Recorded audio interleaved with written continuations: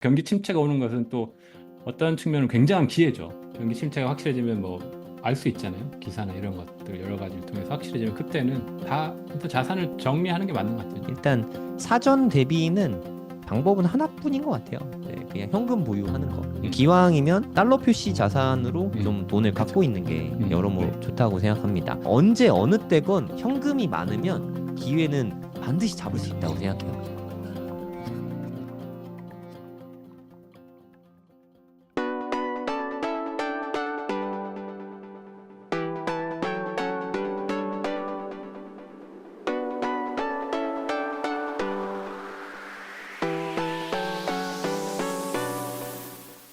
네, 안녕하세요. 성정길입니다. 네, 오늘도 데니월드님, 하루님 두 분 모시고 이야기 나눠보겠습니다. 네, 안녕하세요. 네, 안녕하세요. 안녕하세요. 네, 지금 시각은 7월 22일 오후 1시입니다. 요즘에 비트코인 흐름이 좀 심상치 않은데, 네, 하루님부터 시황 이야기부터 좀 부탁드릴게요. 네, 지금 지난번 촬영할 때보다 되게 시장 상황이 많이 좋아졌습니다. 급변을 네. 했고, 또 주말간에 많은 일이 있었어요. 그래서 오늘 제가 준비한 거는 이제 주말간에 있었던 일과 그 일에서 일어나는 그 시장이 어떻게 그 일들을 받아들였는지 이 차트를 가지고 좀 해석을 해보려고 좀 가지고 와봤습니다. 그러니까 지난번에 주말에 트럼프 그 피격 사건 있었잖아요. 맞아요. 네. 이번 주말에도 무슨 바이든은 이제 사퇴한다, 막 사건이 많고. 와, 음. 요 월요일 날 방송하는 게 여러모로 좋긴 하네요. 뉴스 소재가 많아서 좋은데, 네, 어, 저는 이게 이제 좀 재밌었는데, 트럼프가 오늘이죠. 오늘 네, 새벽 1시 22분에 블랙록의 CEO인 레리 핑크를 재무부 장관으로 임명을 고려하겠다. 이런 음, 오피셜을 냈습니다. 네, 예, 이게 이제 해석본인데, 이렇게 재무부 장관으로 고려하겠다 하니까 1시 22분이거든요. 네. 근데 이 시간에 비트코인 가격이 이 시간입니다. 지금 동그라미 음, 하나 있는데, 음, 예. 처음에는 발표해도 반응이 없었어요. 네. 가격이 이렇게 변동이 없다가 뒤늦게서야 이렇게 갑자기 예, 급하게 가격을 올리기 시작합니다. 그러니까, 음, 그러니까 그렇게 해석을 한 거겠죠.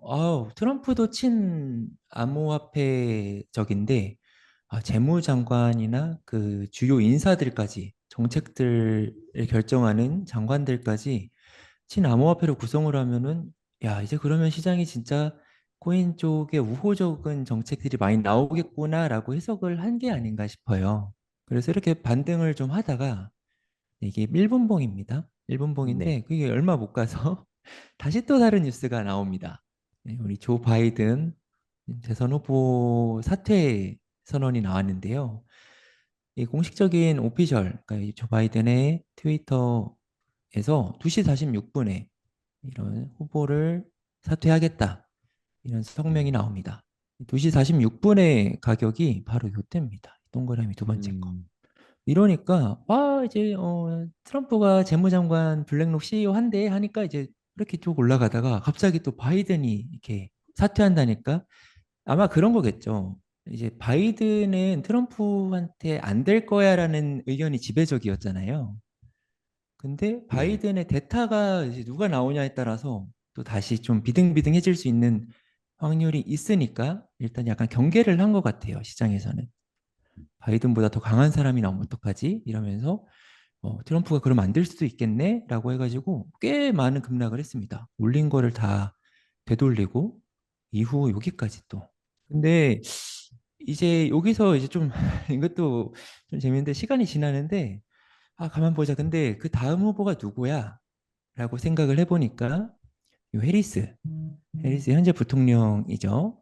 네. 해리스가 도널드 트럼프를 이길 수 있을까라고 생각을 해보니까 또 그 정도는 아닌 것 같은 거죠. 음, 라고 생각을 해서 그러니까 여기서부터는 제 개인 의견입니다. 제가 해석을 부여한 건데 그래서 이렇게 다시 이렇게 발아 올리지 않았나 싶고요.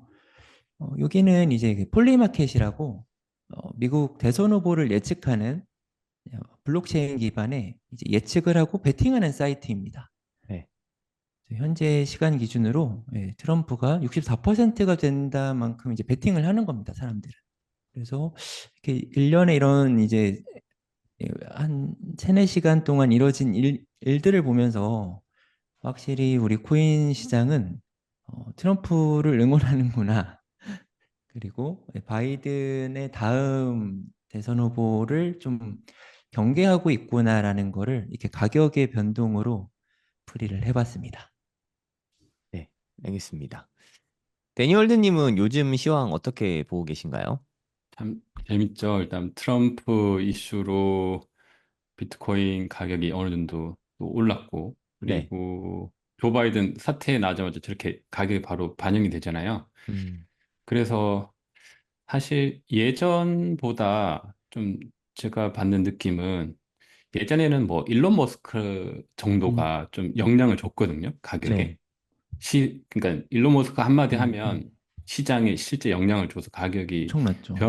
변화를 많이 줬는데, 근데 올해부터죠. 그러니까 올해부터는 그는 일론 머스크도 굉장하지만, 그죠? 그 암호화폐로 치면 제일 영향력 있는 사람이겠죠. 시장에 영향을 줄 수 있는. 음, 그렇지만 뭐 한 개인이고 한 그냥 기업의 대표잖아요.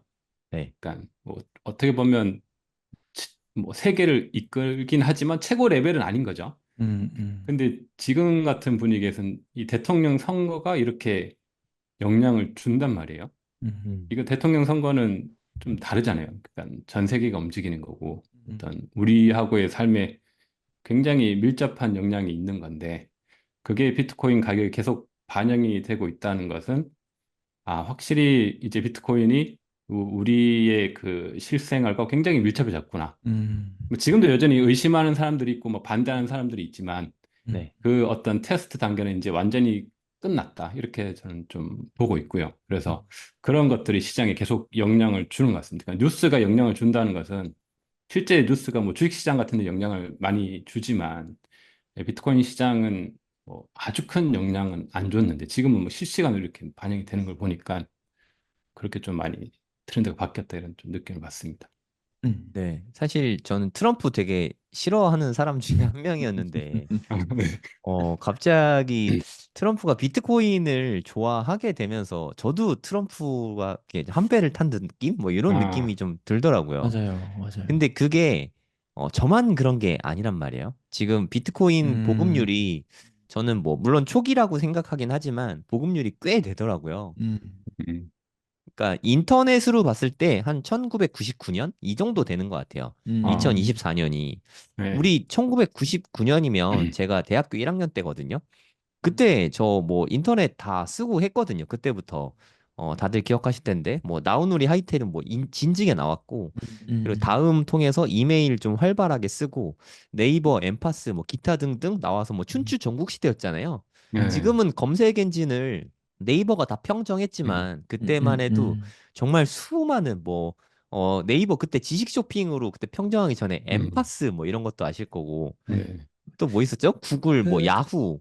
그 구글은 그때 있지도 유명한 않았고, 뭐 네. 광고 라이코스 뭐 이런 있잖아요. 게 네, 있었죠. 라이코스. 라이커스 맞아. 네. 네. 이런 거 저런 거 강아지 엄청 나오고. 많이 네. 나왔다가 이제 다 망하고 우리나라 네이버가 음, 먹고 외국은 구글이 먹고 그거요. 이러면서 좀 평정이 됐잖아요. 네. 그러니까 그 정도 시기라고 생각하면 이미 비트코인을 투자하고 뭐 아는 사람이 뭐 억 단위가 넘잖아요. 그렇게 참여하는 음, 사람이. 네. 미국에만 해도 제가 알기로 뭐 한 20%였나? 이미 비트코인을 뭐 거래해 본 적이 있거나 음, 한 경험을 갖고 있다고 제가 들었거든요. 비트코이너들 자체의 수가 이제 표심으로 작용할 만한 파워를 음, 갖게 됐다고 저는 생각하거든요. 이미. 음, 그래서 음, 트럼프가 그걸 전략적으로 되게 잘 그쵸. 이용하고 있는 게 아닌가. 음, 특히 바이든이 비트코인을 억압하면서 저 같은 사람, 저 새끼들 막 이런 게 있거든요. 뭐 화가 나고, 그리고 네. 게리 겐슬러나 뭐 엘리자베스 워런인가 뭐 이런 사람 네. 보면은 막 화가 막 나거든요. 그쵸. 네. 그런 표심이 자연스럽게 음, 트럼프로 옮겨갈 수 있게 되는 것 음, 같아요. 음, 이런 걸 뭐 정치공학이라고 하잖아요. 음, 전략을 너무 잘 세운 것 같고, 음, 그, 그동안 계속 알게 모르게 트럼프가 그 전략을 써서 자기하고 비트코인은 좀 동조화를 많이 시킨 거죠. 음, 그래서 야, 내가 되면 가격이 음, 올라. 음, 내가 안 되면 가격 떨어져. 니네 올리고 음, 싶으면 날 찍어. 약간 음. 이쪽으로 트럼프가 좀 유도한 게 아닌가. 맞아요. 그리고 또 기적적으로 또 이렇게 피격 당하고 맞아요. 살아남고 나서 더 음. 동조화가 강하게 되는 막 음. 나도 모르게 막 응원하게 되잖아요. 하루님 안 그래? 트럼프 맞아요. 막 요새 응원하고 있지 않아요?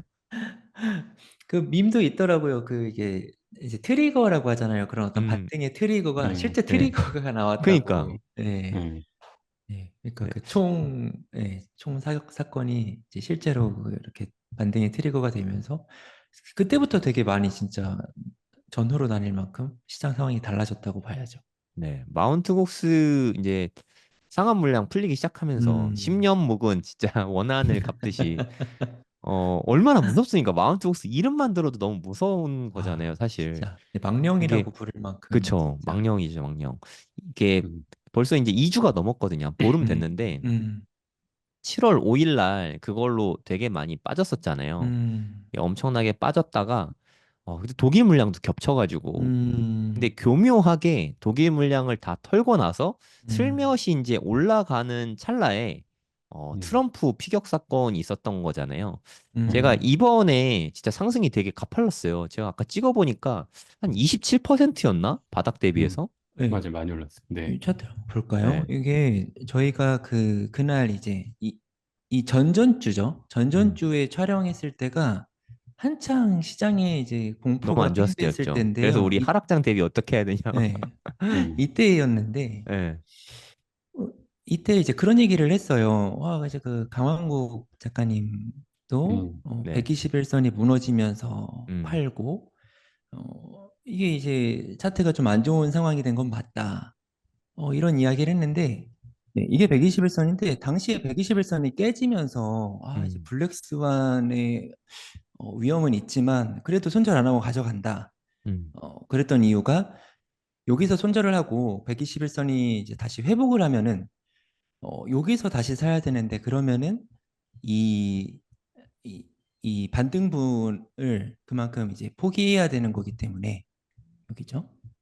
그러니까 여기까지 오른 상태에서 사야 돼가지고 네. 네, 뭐 20% 오른 상태에서 그때야 컨펌이 나니까 음. 121선 위로 올라가면서 하는 거는 네. 20%를 포기하고 사야 되는 거기 때문에 그냥 위험하더라도 들고 가겠습니다 했는데 다행히 탈환을 했고 그 강한국 작가님도 다시 재매수를 했다고 최근에 이렇게 유튜브를 올리시더라고요. 네. 이게 사실 이번 상승은 마운트 곡스 이후에 그러니까 7월 5일 이후에 크게 상승한 게 좀 요인이 많다고 생각해요. 일단 독일 물량에 한 5만 개 됐는데 그게 시장에 다 던져졌지만 그렇죠. 생각보다 피를 많이 안 흘렸다. 네, 네. 이러면서 좀 생각보다 탄탄한 바닥을 좀 확인한 느낌이 일단 첫 번째 이유였다고 생각하고요. 두 번째는 미국 증시 자금이 너무 유입이 좋았어요. 증시가 되게 좋았잖아요. 나스닥 너무 흐름도 좋죠. 엄청 네. 좋았고. 그리고 네, 이게 미국 현물 ETF인데 블랙락 CEO 레리 핑크가 아까 이야기했던 우리 레리 핑크가 CNBC에서 인터뷰를 했잖아요. 그게 한 이쯤에 했던 것 같거든요. 네, 보시면 어. 와, 블랙락이 진짜 우리를 구해줬다고 저는 생각하거든요. 예, 음. 일단 7월 5일 날 이때가 일단 플러스가 크게 났죠. 야, 이때부터 시작이었어요. 지금 11일 연속인가 플러스거든요. 하나, 둘, 셋, 야, 넷, 음. 다섯, 여섯, 일곱, 여덟, 아홉, 열, 열하나. 11일 연속이죠. 11일 연속 증시 자금이 계속해서 순이입되고 있고 그 음, 중에서도 블랙락의 행보는 진짜 엄청납니다. 하나, 둘, 셋, 넷, 다섯, 여섯. 6일 연속으로 일주일 넘죠. 6일 넘으면 음, 일주일 넘게 1억 달러 이상 계속 순유입이 나타나고 있어요. 야, 그러니까 블랙록이 음. 올렸다고 말해도 과언이 아니죠. 음. 블랙록이 엄청난 얘기를 했잖아요. CNBC 나와서 저는 사실 비트코인의 회의론자였습니다. 하지만 이제 회개하고 음, 비트코인은 아, 확고한 자산이라고 믿고 있습니다. 뭐 이런 이야기를 하면서 사람들이 다른 데에는 네, 이렇다하게 좀 많지 않잖아요. 여기가 음, 피델리티인데 피델리티는 뭐 3,600만 불, 6,100만 불, 음. 280만 불, 280만 불 소소하죠. 물론 음, 지난주 음, 금요일엔 좀 꽤 들어오긴 했는데 그러니까 이 영향이 레리 핑크 한 명의 영향 자체가 음, 대단했다는 거죠, 사실.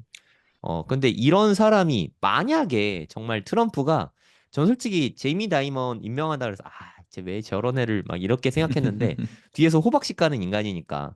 그런데 그쵸. 만약에 레리 핑크를 진짜 임명하면 네. 와, 얘 본인 사업 확장하기에 너무 음. 좋잖아요. 그러니까 더 이거 의미가 네. 있어지는 미국 거죠. 네. 재무장관이 하는 네. 그런 뭐 펀드인데 이상할 리가 있겠습니까? 네, 하고 네. 영업사원들도 얘기하기가 너무 좋고 그러면 음.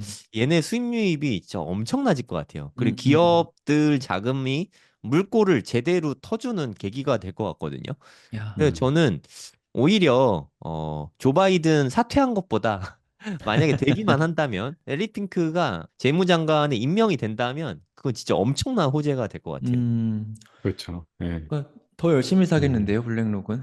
네, 블랙록은 뭐 이미 자기들 갖고 있는 다른 펀드들에서 뭐 포트폴리오 짤 때 일단 IBIT를 웬만하면 다 담고 있거든요. 음, 앞으로 음. 더 많이 담을 것 같고 이젠 좀 초창기니까 포트에서 비중을 뭐 한 1% 정도 갖추기 시작한 음. 정도고 근데 음. 0에서 1이 어렵지 1에서 5는 맞아요, 되게 맞아요. 쉽거든요, 사실. 네. 5에서 10은 더 쉽고. 그래서 좀 비트코인에게 있어서 좀 되게 격동의 시간을 보내고 있는 2024년이 아닌가 이런 생각이 좀 많이 음. 듭니다. 아까 그 이제 블랙록이 원래 회의론자라고 레리 핑크가 인터뷰를 했다고 이렇게 하면서 제가 저 떠오른 건데, 네. 아, 정말 블랙록은 지금 되게 든든한 우군이지만 아마 데니 월드님도 아실 텐데, 얘가 항상 레리 핑크가 블랙록이 불과 한 2, 3년 전만 해도 막 비트코인은 가치가 없다. 예. 네. 그러니까 이런 식으로 되게 많이 찌라시를 뿌렸던 기관 중에 하나예요. 네. 네. 맞아요. 그래서 그러니까 그는 그럴 수밖에 없는 게 어떻게 보면은 이제 걔네는 자산 운용을 하는 데고 암호화폐라는 신규 자산은 아직 인정받지 못한 곳이다 보니까 이쪽으로 자금이 흘러가면 본인들한테는 안 좋았겠죠. 손해죠. 네. 예. 예, 그러다 보니까 약간 반암호화폐적인 발언을 진짜 많이 했어요. 막 얘네가 뭐 음. 나는 앞으로도 비트코인은 절대 살 생각이 없다든가 이런 식으로 했었는데 진짜 격세지감이라는 말이 딱 음. 와닿는 상황인 것 같습니다. 제이미 다이먼도 정말 겉으로는 비트코인 맨날 까고 있지만 아니 제이미 다이먼이 JP 모건 회사 예, CEO잖아요. 예, 예. JP 모건 포트폴리오 뒤져보니까 네, 비트코인 ETF 조금 있더라 많진 않은데 그러니까 언제 돌변할지 몰라요, 얘네들은. 일단 사고 예전부터 있다는 거죠. 있었어요. 예. 예. 예. 예전부터도 계속 꼭 나쁜 발언하고 가격 빠지면 그때 산다 뭐 이런 말이 많았거든요. 네, 좀 맞아요. 그 사람은 좀 의문스러워서 좀 안 음, 됐으면 좋겠고 음. 레리 핑크 형님은 제가 요즘에 심적으로 좀 많이 의지하고 있습니다. 아. 특히 일단 마운트곡 사태 때 나를 좀 구해준 듯한 느낌이 들어서 의지하고 있습니다. 일단 또 행동으로 보여주는 게 좀 큰 것 음, 같아요. 네. 맞아요. 그냥 직접적으로 나와서 CNBC 나가서 홍보까지 해주시니까 얼마나 그러니까요. 고맙습니까? 그것도 위기의 그쵸. 순간에. 그리고 아까 또 데니 월드님 말씀하신 것처럼 이런 스피커들의 레벨이 음, 달라졌다는 게 요즘 많이 느껴지는데 음, 음. 예전에는 이제 일론 머스크 뭐 도지가 화성 간다 뭐 이런 음. 이모티콘만 올려도 막 도지 막 네. 날라가고 뭐 음. 화성에 관련된 알트코인들 날라가고 이랬는데요. 일론 음, 머스크 얘기가 나와서 말인데 일론 머스크가 이렇게 또 프로필 아. 사진을 바꿨습니다. 이런 식으로 네, 영향력을 행사했다는 거죠. 네. 이렇게. 저 어떻게 해석해야 되는 저 지금 그러니까 뭘 해야 이게 될 거지? 이게 시점이 중요한데 네. 네. 어제 이렇게 오늘이죠. 오늘 했단 말이죠. 그러니까 네. 그리고 일론 머스크의 기존 행보를 보면은 원래는 지난 대선에는 일론 머스크가 트럼프가 아닌 바이든을 지지했습니다. 음, 이게 음. 나는 바이든에 투표했다까지 대놓고 트윗을 했었는데 이번에는 나는 트럼프를 지지한다고 입장을 음, 바꿨거든요. 네. 네. 그러니까 그렇게 하고 되게 좀 운도 좋은 게 피격 음. 사건 나기 며칠 전에 맞아요, 그 맞아요, 맞아요, 후원도 하고 이렇게 맞아요, 같이 막 맞아요. 음. 뭐 만남도 갖고 막 되게 밀접한 네. 관련을 갖고 있던 차에 피격 사건 나면서 당선율이 확 올라가고 이러면서 적극 지지한다고 막 원래 음. 엄청 욕하고 막 그랬잖아요, 그- 트럼프. 그- 심지어 음. 이렇게 본인이 트위터 CEO인데 음. 트럼프 계정 막아버리고 막 이랬단 맞아요, 맞아요, 말이에요. 맞아요. 맞아요. 네, 그래서 그랬네요. 트럼프가 네. 지금 다른 막 그 아. SNS도 만들고 음. 네. 그래서 그럼 나 이제 트위터 안 쓴다. 내가 만든 거 예, 쓴다. 그래서 음. 막 다른 거 쓰고 막 그랬었는데 진짜 진짜 세상이 빨리 변하네요. 예. 특히 일론 머스크가 저는 일론 머스크를 개인적으로 그렇게 좋아하진 않는데 보고 있으면 아동 같아요. 너무 재밌어. 진짜 또 항상 줄을 잘 이슈를 서요. 만드니까. 예. 네, 맞아요. 아, 진짜. 너무 이슈를 잘 만들어. 어디로 튈지 모르고 전혀 상상하지 못한 게 갑자기 나오잖아요. 음. 네, 그래서 그래서 일론 머스크가 예, 이렇게 비트코인 지지하는 게 레이저 빔 예, 쏘는 게 예, 비트코인의 호재인지 잘 모르겠어, 사실. 불안해. 사실 저 이제 레이저 아이가 그 코인 친 이제 코인로드를 예, 상징하는 예, 어떤 네네. 아이콘 그렇죠. 같은 거잖아요. 예, 그쵸. 예, 야, 그러면은 지금 이제 되게 대외적인 환경도 많이 좋아졌고 예. 비트코인 차트도 많이 좋아진 상황이라서 이대로 쭉쭉 가주길 바라는 음. 상황입니다. 너무 좋죠. 그럼 두 분은 7월 5일 날 비트코인 시세로 봤을 때 우리나라 음. 가격은 한 7,700만 원. 달러 테더 가격 기준으로 봤을 때는 한 5만 3천 달러 여기까지 빠졌었단 말이에요. 네네. 맞아요. 이제 그거는 찐 바닥은 이미 다 지났다고 보시는지 아니면 그 정도까지는 한 음. 번 더 빠질 수 있다고 보시는지 어떻게 보고 아, 계세요? 저는 여전히 뭐 찐바닥까지는 아니고 그 가능성은 좀 열려 있는 것 같긴 해요. 더 떨어질 음, 가능성. 왜냐하면 지금까지 올랐던 이슈들이 그 어떻게 보면 좀 이벤트적인 게 좀 많다고 보긴 하거든요. 네. 다 이제 뭐 원래 그 이벤트로 가격이 움직이긴 하죠. 비트코인 가치 음, 음, 자체가 음. 큰 네. 변동은 없으니까. 그래서 원래 그 시점에서 뭐 주봉 기준으로 보면 그냥 차트상으로는 그냥 하락이 그냥 좀 더 확률이 높은 건데 음, 지금 주봉 차트를 보면 짧은 선이 굉장히 많이 반등을 했거든요. 네. 그러니까 음, 그런 반등이 나오기가 쉽지 않은데 그럼 음, 그 반등이 왜 그러냐고 보면 다 굉장히 이벤트적인 거죠. 도널드 트럼프부터 지금 이슈들이 정세가 다 맞아요. 굉장히 바뀌었잖아요. 맞아요. 네. 그런 환경 변화가 가격에 영향을 굉장히 많이 준 것 예. 같고 그래서 그렇기 때문에 이제 전반적인 분위기는 상승으로 가긴 하지만 그래도 여전히 좀 긴 관점에 봤을 때 비트코인이 꽤 많이 올랐기 때문에 음, 사실 조정다운 조정은 아직도 못 받은 게 아닌가 이런 개인적인 생각이 좀 음, 있긴 하거든요. 그래서 뭐 가능성이 과거보다는 줄었죠. 그때보다는. 그렇지만 뭐 비트코인 자체가 워낙 좀 알 수 없는 녀석이어서 그, 그 가능성을 저는 아직 여전히 가지고 있긴 하고 그런데 그 가능성이 과거보다는 좀 준 것 같다. 주변 환경이 너무 변하고 이래서 그래서 확률로 보면 뭐 그런 더 빠질 수 있는 가능성이 뭐 한 4라면 뭐 더 오를 가능성이 한 6 정도. 뭐 음, 그러니까 지금의 그러니까 그 이전에 있었던 가격이 뭐 단기적으로는 저점일 가능성이 한 6 정도. 그렇게 일단 보고 있습니다. 난 단기적으로는 상승 추세인 것 같긴 해요. 네. 네. 조정다운 조정이 아직 없었다고 하셨는데 네네. 이게 3월 14일 날 최고점 7만 3천 달러 찍고 나서 지금 네. 4개월이 넘었거든요. 기간으로 봤을 때 조정 기간이 4개월이 네네. 넘었고 가격으로 봤을 때는 한 27% 음, 음, 마이너스 음. 났거든요. 네, 고점 네네. 대비해서. 네네. 그럼 이거보다 더 센 그쵸, 조정이 한 번 그쵸. 있어야 된다는 거죠. 네. 저는 27%면 글쎄요. 과거에 비해서는 비트가 많이 바뀌어서 음.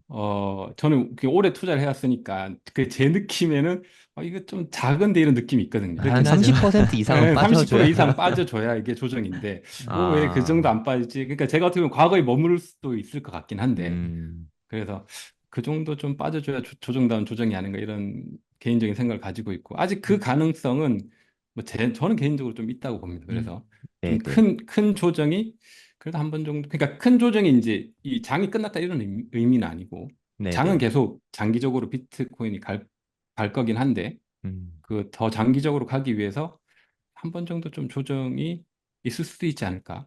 네. 지금까지 조정다운 조정이 저는 이제 없다고 본 거고. 그래서 근데 이제 그 조정다운 조정이 올 뻔했는데 이벤트가 좀 막아준 거죠. 그쵸. 그래서 네. 전반적인 분위기 자체가 이렇게 바뀌면서 또 시장이 그렇게 바뀌면 또 그냥 쭉 갈 수도 있거든요. 음, 그래서 음, 그래서 과거에 비해서는 좀 줄어들었는데 어, 그러면 더 올라가서 이 조정이 있을 것인가 뭐 이런 음, 가능성을 또 염두에 둘 수도 있을 것 같고 음. 어쨌거나 한번 좀 큰 조정은 한번 오는 게 좋지 않나 이런 개인적인 생각 좀 해보긴 합니다. 네, 알겠습니다. 하루님 어떻게 보세요? 일단 저는 자니님보다는 훨씬 훨씬 긍정적입니다. 음, 뭐 지금 한 8대 2 정도로 계속 상방을 상승을 보고 계시구나. 예.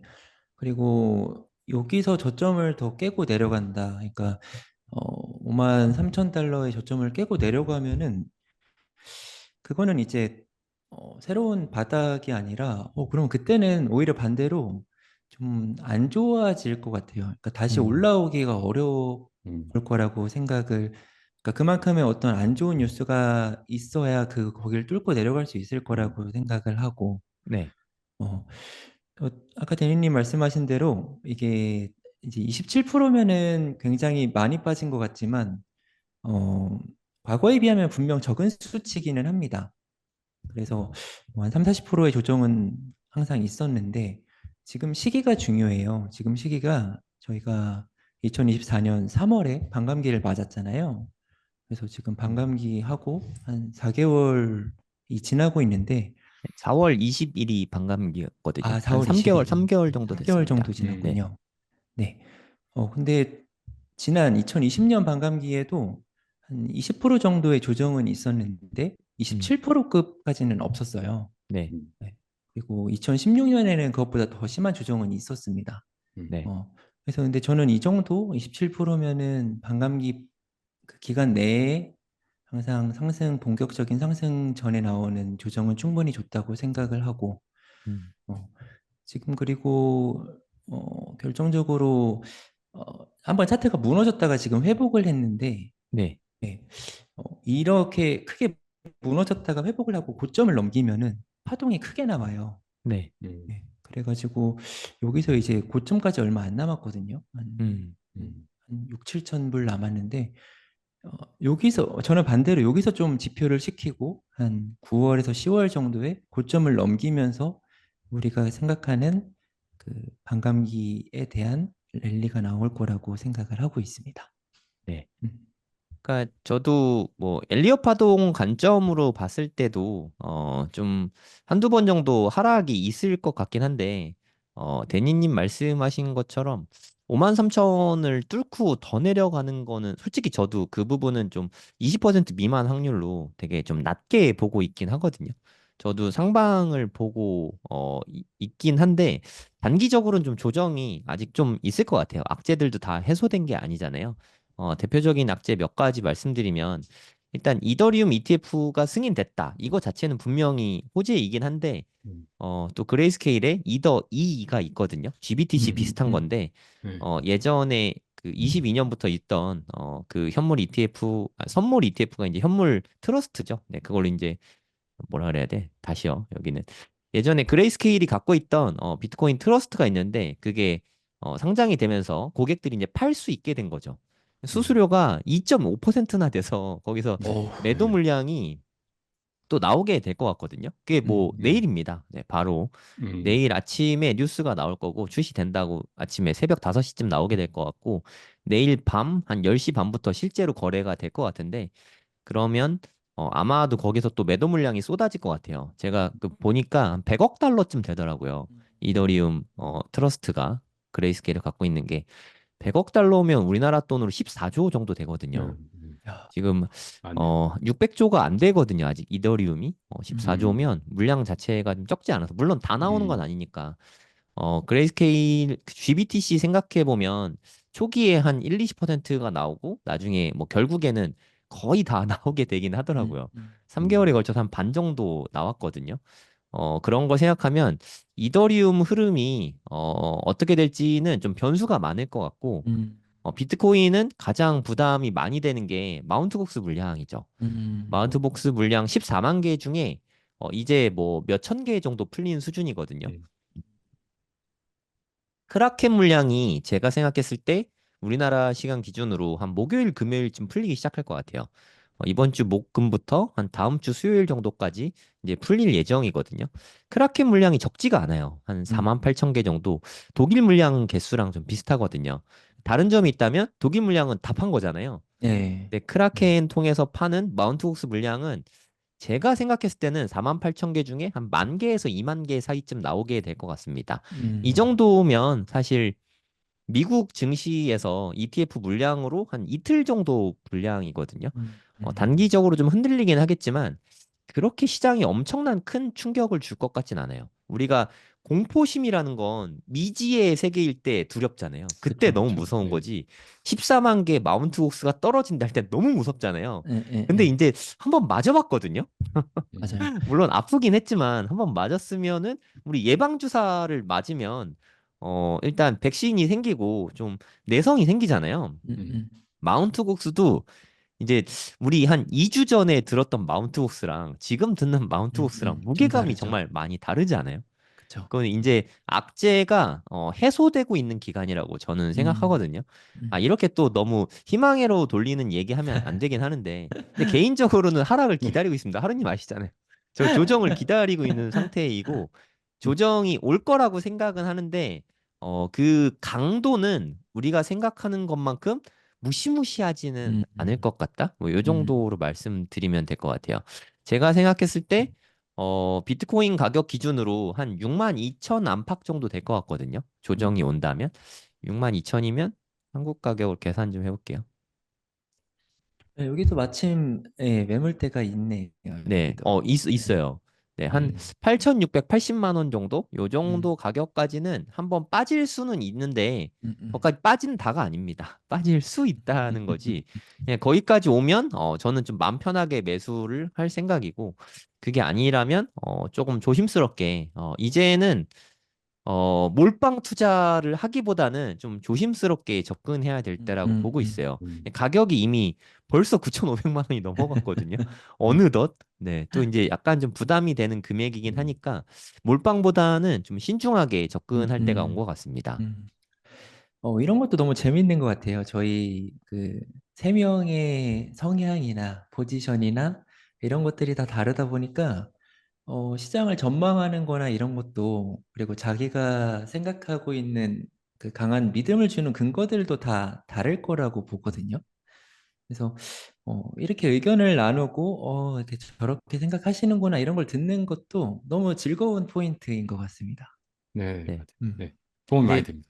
네. 네. 음. 근데 공통점은 네, 일단 올해와 내년 상반기까지는 흐름이 좋을 거라는 거. 네. 아, 그쵸. 그렇죠. 근거들은 나름의 근거들은 더 다를 수 있지만 그 음. 부분은 좀 공통적인 부분이라고 아, 생각해요.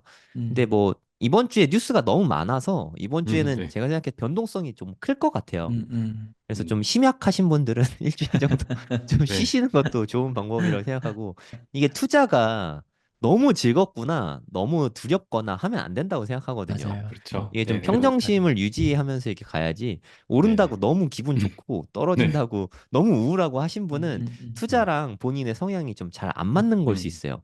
한 음. 발자국 좀 떨어질 필요는 있다고 생각합니다. 네, 이번에는 그 비트코인하고 우리가 알트코인 투자를 하는데 어떤 분은 비트코인만 투자하시고 어떤 분은 또 알트코인만 하고 비트랑 알트 다 하시는 분도 있고 비중이 이제 다른데 저희 셋 같은 경우는 저는 알트 비중이 좀 더 많고 나머지 뭐 하루님하고 성장길님은 비트가 더 많은 걸로 알고 있거든요. 그래서 네, 좀 관점이 다르니까 이런 이야기를 한번 해보면 좋을까 합니다. 네, 그래서 한 세 가지 정도 주제를 준비했고, 지금 예를 들어서 이게 시총 100위까지인데, 7일치를 보면 비트코인이 한 8% 올랐잖아요. 근데 진짜 올랐네.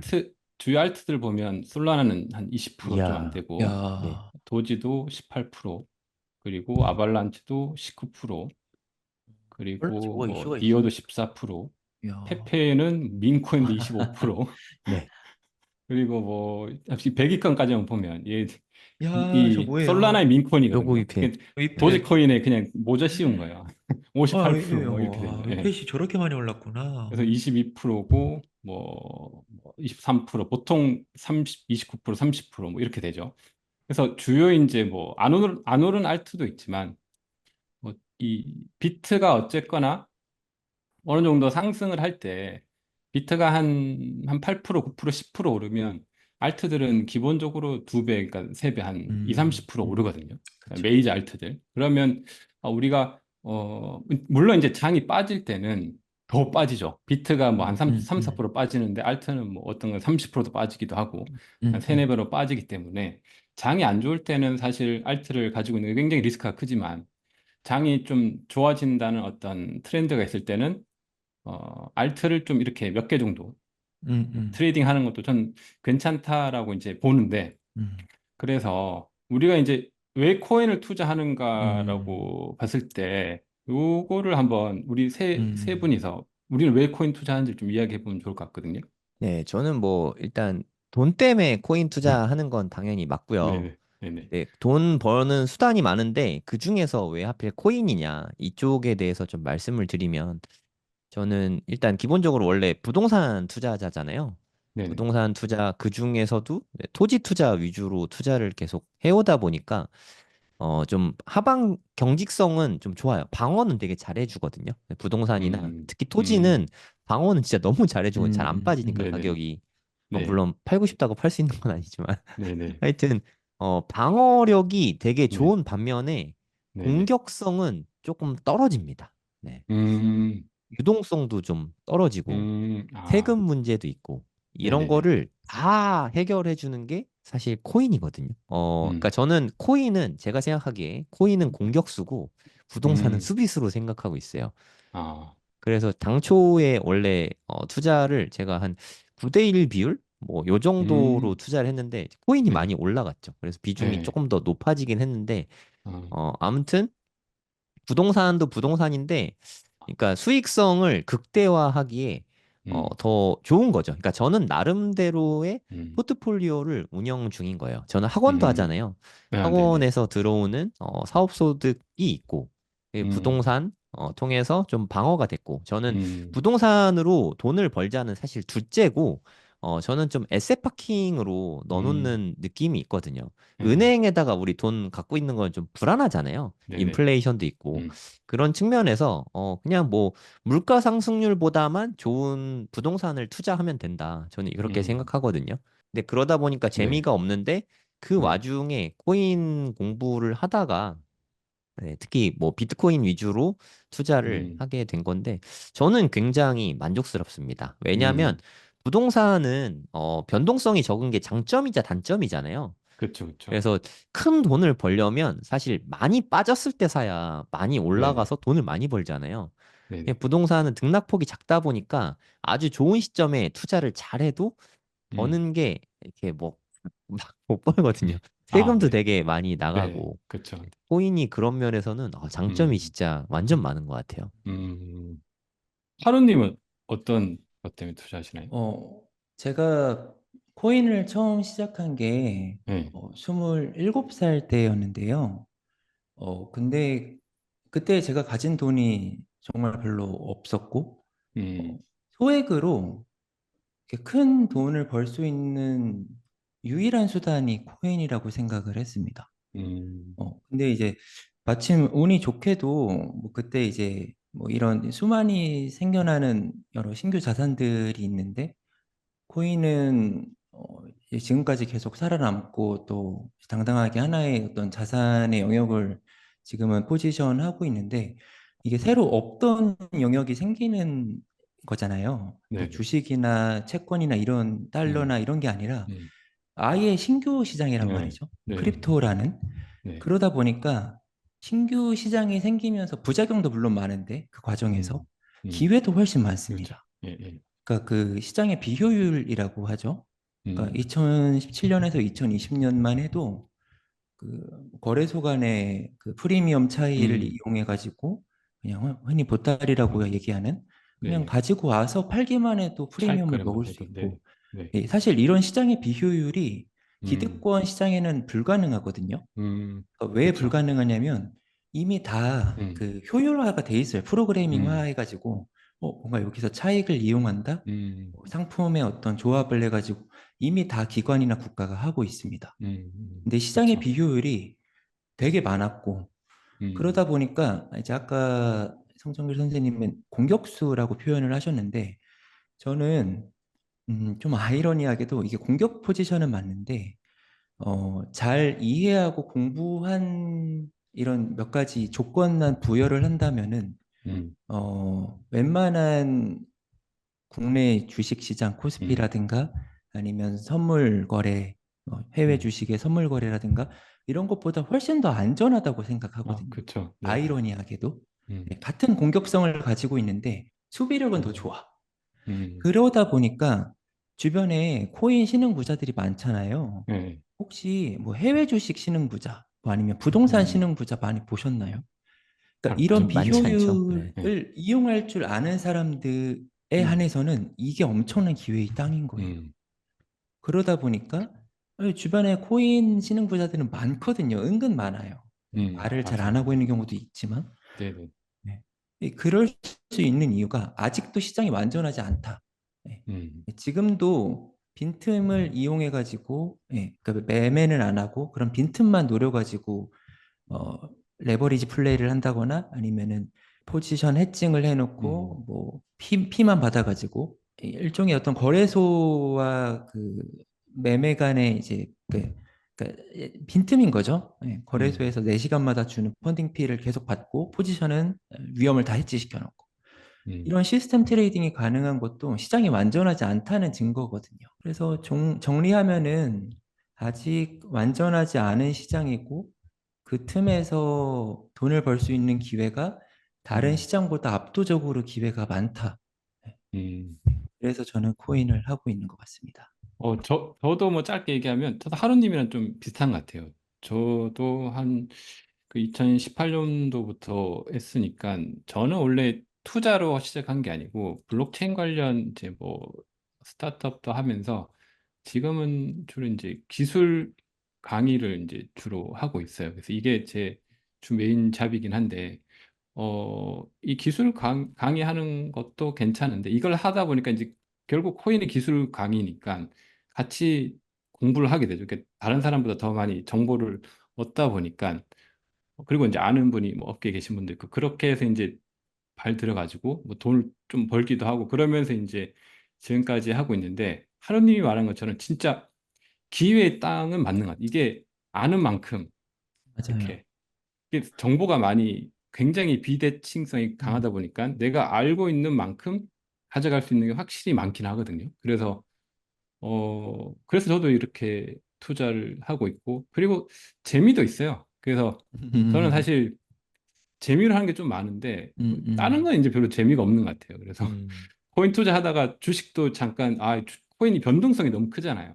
그래가지고 이제 힘들다 해서 주식에 좀 넣어놓으면 잘 보지도 않아, 들어가 있는지. 한참 지나서 올랐네, 한 30% 올랐네, 에이 빼자 하면서 이렇게 빼버리고.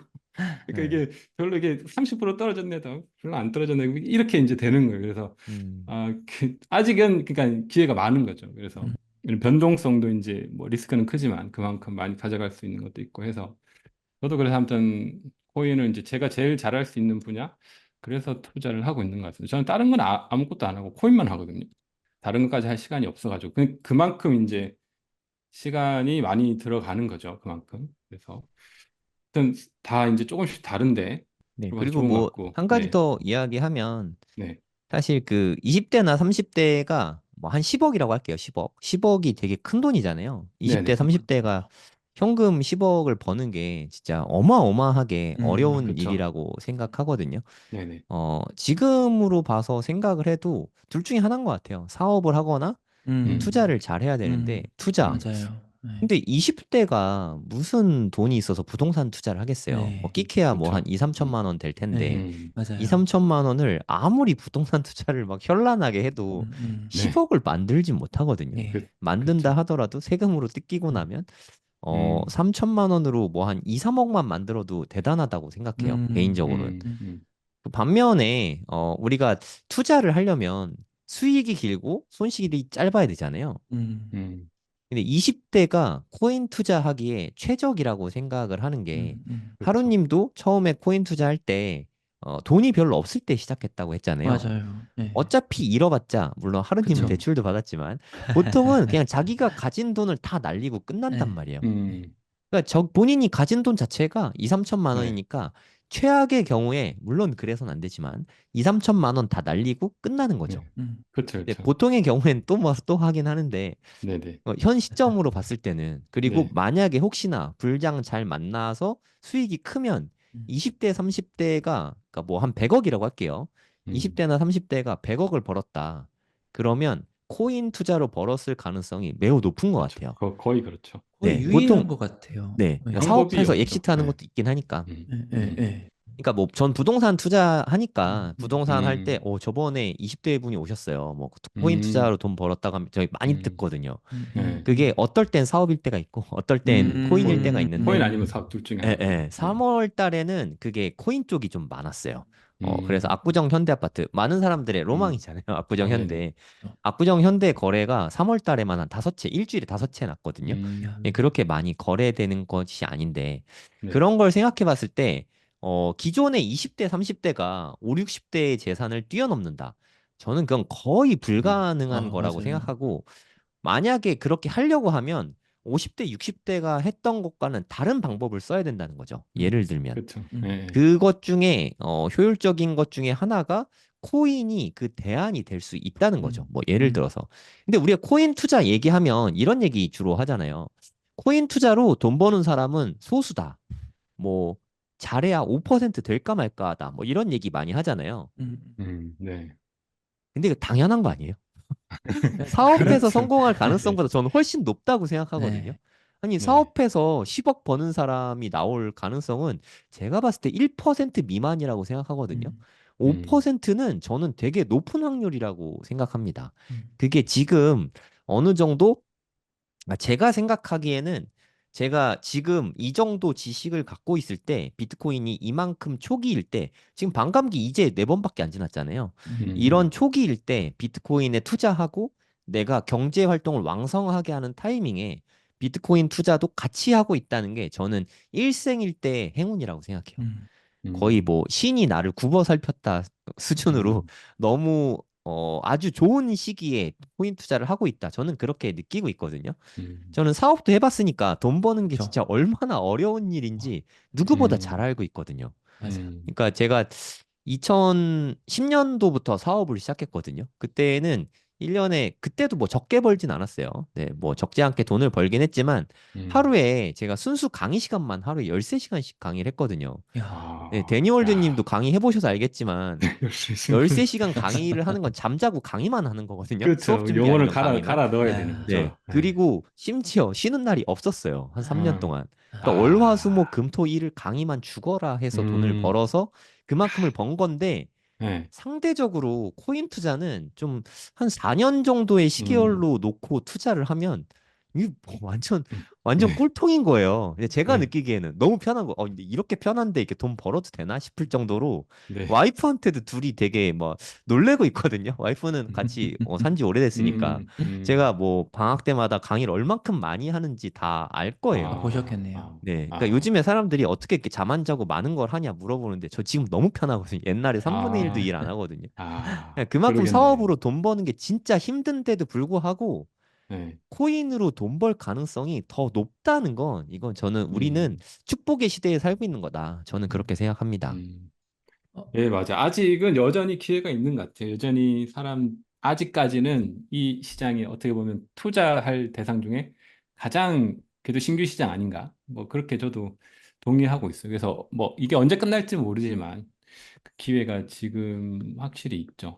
음, 예. 저도 의견을 하나 조금 보태면은 이게 이게 이제 제가 2030 세대를 대표해 음, 가지고 잠깐 네. 네. 발언을 하면은 2030 세대가 4050 세대보다 잘하는 게 뭐냐 생각해 보면 이런 인터넷 음, 정보력이거든요. 그렇죠. 정보나 검색이나 새로운 기술에 대한 그 메커니즘을 받아들이는 거 이걸 잘해요. 뭐 맞아요. 그냥 네. 해외에 그 찾아보고 유튜브, 레딧, 구글, 음, 음, 구글링 정보가 빠르단 말이죠. 근데 이거를 돈으로 치환할 수 있는 시장이 코인이라는 거죠. 음, 그러니까 국내 그냥 다른 거 멀리 갈 것도 없이 뭐 코스피 국내 시장, 음, 뭐 해외 선물 시장 이런 거 정보력으로 돈을 만드는 거 쉽지 않거든요. 네. 특히 코스피 국내 시장 같은 거는 뭐, 뭐 뉴스 보고 사면은 그냥 고점 음, 고점인 경우가 음, 많고, 예. 그래서 그러니까 상대적으로 아까 말씀하셨던 4050 세대의 자산을 2030이 빠르게 따라잡을 수 있는 음, 방법은 예, 그 장점을 이용할 수 있는 영역이라는 거죠. 이런 음. 기술과 정보력을. 그리고 결정적으로 비과세가 엄청 큽니다. 비과세. 음. 그러니까 네, 비과세 이야기 나왔으니까 3년 유예 이야기를 국민의힘에서 꺼내기 시작했거든요. 이제 맞아요. 발의를 시작했고 이제 물론 아직 태동기이긴 하지만 3년 유예가 되면 와 진짜 코인러들에게 엄청난 기회의 장이 엄청나. 펼쳐진다고 저는 생각하거든요. 네, 주식 투자할 필요 있나 싶고 네, 3년 유예지면 그래야죠. 3년 동안은 네, 코인만 쳐다봐도 되지 않나 네, 싶기도 아, 해요. 진짜. 네, 무조건 고생빛인 그래야죠. 삶을 네, 많은데. 네. 네, 세금이 어마어마하니까. 네, 그렇죠. 네. 네, 맞습니다. 아, 그럼 두 번째 요거, 두 번째하고 세 번째 요거 같이 뭐 약간 엮어서 음, 해도 될 것 같긴 해요. 그래서 네. 이렇게 뭐 같이 포함이 돼 있으니까 이거는 제가 볼 때 성장길 님이랑 하루 님이랑 저랑 약간 의견이 다를 것 같은데 네. 이것도 너무 그래서 재밌다. 그래서 되게 좋은 내용이 될 것 같습니다. 저는 한테 알트코인 위주로 투자를 많이 하는 편이고 그러니까 알트코인 투자도 조금씩 하긴 하잖아요. 근데 비트보다 알트를 뭐 적게 투자하는 이유, 그리고 본인이 알트를 음, 뭐 어떤 방식으로 투자하는지를, 음. 그리고 뭐 또 뭐 반대한다면 그런 의견을 주시면 시청자들도 도움이 될 것 같습니다. 네, 저는 일단 비중 중에 가장 많은 거는 이더리움이니까 네, 아, 저는 이더리움파를 하겠습니다. 네, 네, 이더리움파 입장에서 좀 대변을 해보고 시작을 해보겠습니다. 그러니까 저는 기본적으로 좀 소액으로 시작했다 보니까 저도 되게 공격적인 플레이 그리고 레버리지 플레이를 좋아합니다. 그러니까 그 음, 말은 이제 안정성보다는 음, 위험하더라도 수익률이 높은 걸 음, 선호한다는 얘기죠. 네네, 근데 왜 이더리움을 많이 가지고 있느냐? 그러니까 이게 과거에는 알트코인의 종류가 좀 지금보다는 많이 적다 보니까 비트코인의 레버리지는 곧 알트였습니다. 음, 그러니까 비트코인이 뭐 100% 움직이면은 알트코인은 뭐 기본은 200%, 300%고 뭐 많게는 1000%까지도 그러니까 맞아요. 비트코인의 레버리지 효과가 음, 분명하게 있었거든요. 음, 근데 이게 점점 시장이 성숙해지고 알트코인의 종류는 너무 많은데 시장에 음, 돈은 한정돼 있다 보니까 네, 알트코인 위주로 매매를 하는데도 비트 상승률을 1대1로도 못 따라간다거나 아니면은 비트 올라갈 때는 똑같이 따라가는데 비트는 가만히 있는데 갑자기 알트가 뭐 언락이 된다든가 뭐 네, 악재가 터지면서 갑자기 막 마이너스 음, 3, 40%가 터진다든가 네, 그러니까 손익비가 엄청 나빠지기 시작했다는 거죠. 음, 물론 개 중에는 이제 뭐 페페나 위펫이나 이런 것처럼 음, 시장을 선도하는 애들이 몇몇 있긴 한데 확률로 보면은 엄청 낮은 거거든요.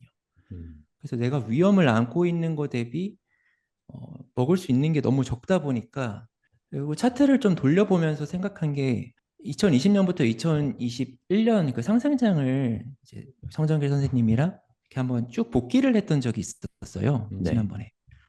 근데 알트코인 전체 평균들의 상승률이랑 이더리움 상승률을 비교해 봤단 말이죠. 음, 그랬더니 똑같아요.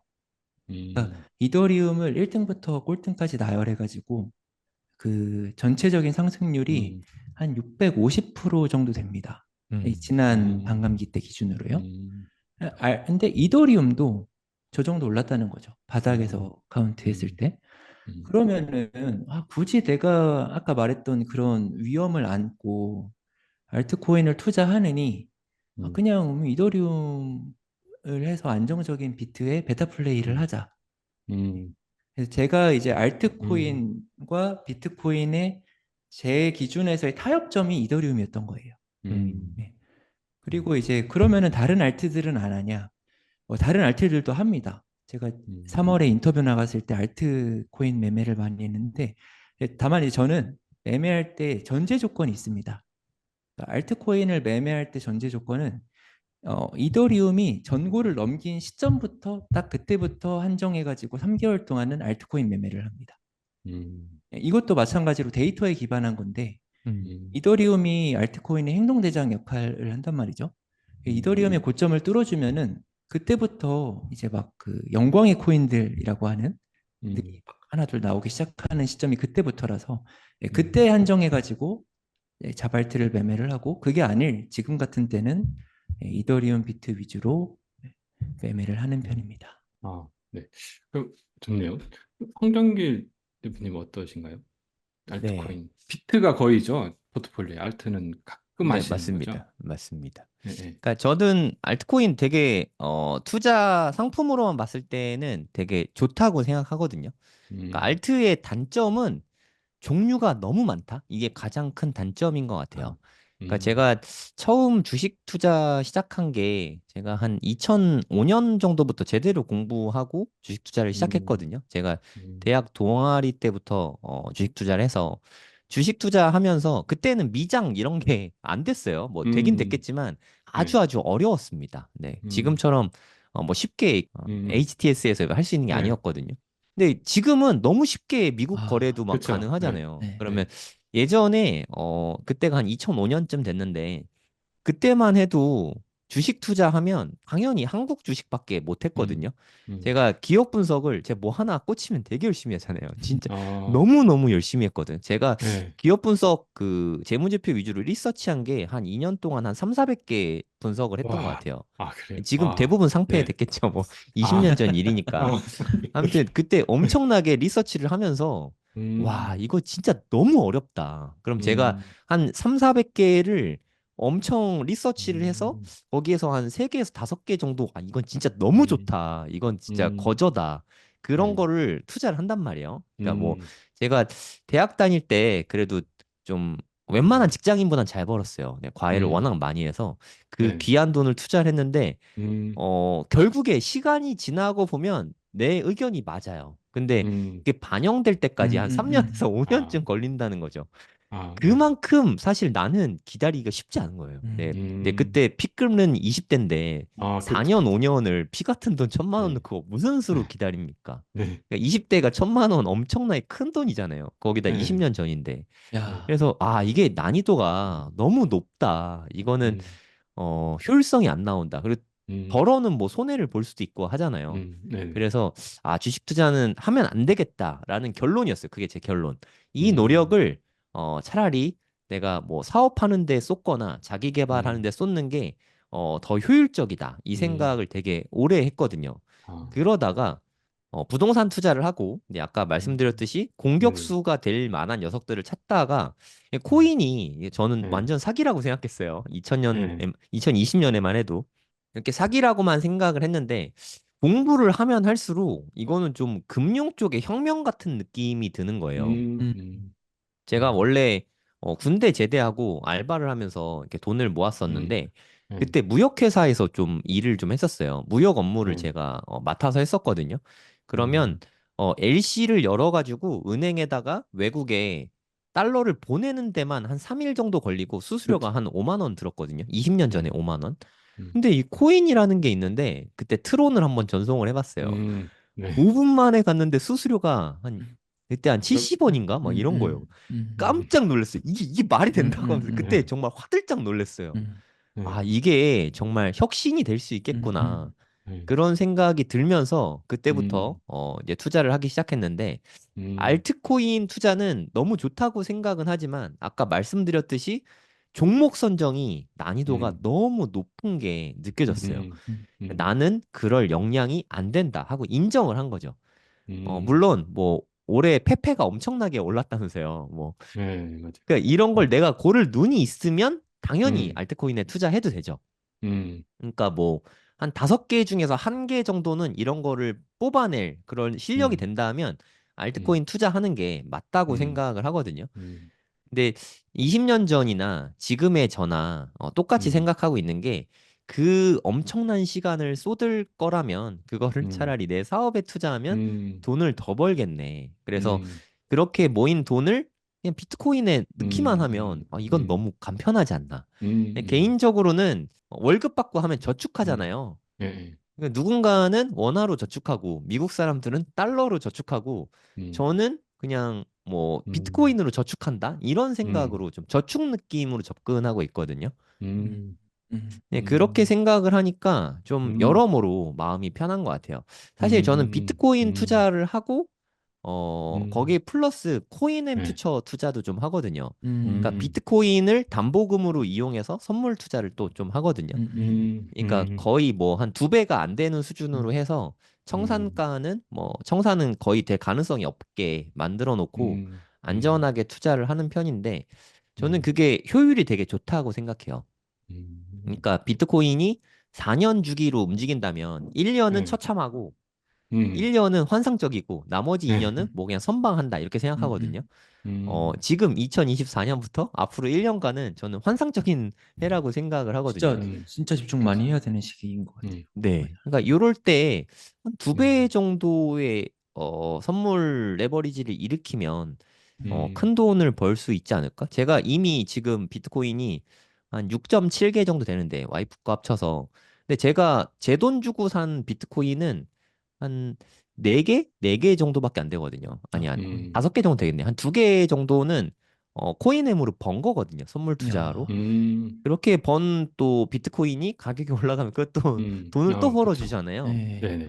그래서 종목 선정을 하는데 들일 시간을 시장 분석과 차트 분석, 뉴스 분석의 시간을 저는 조금 더 아. 쏟고 있는 중이죠, 아. 사실은. 음. 그래서 알트코인, 물론 저도 투자를 하고 있긴 해요. 뭐 음. 이더리움도 뭐 한 15개 있고, 음. 그리고 톤코인도 한 1000개 좀 넘게 있거든요. 뭐 음.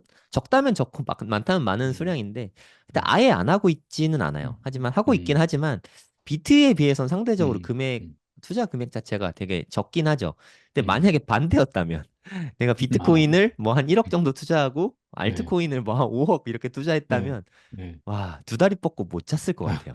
음. 그러니까 생업에 네. 집중을 하려면 음. 비트코인 위주로 하는 음. 게 음. 여러모로 좋지 않나 그런 생각이 아. 듭니다. 그래서 저는 그렇게 하고 있어요. 아.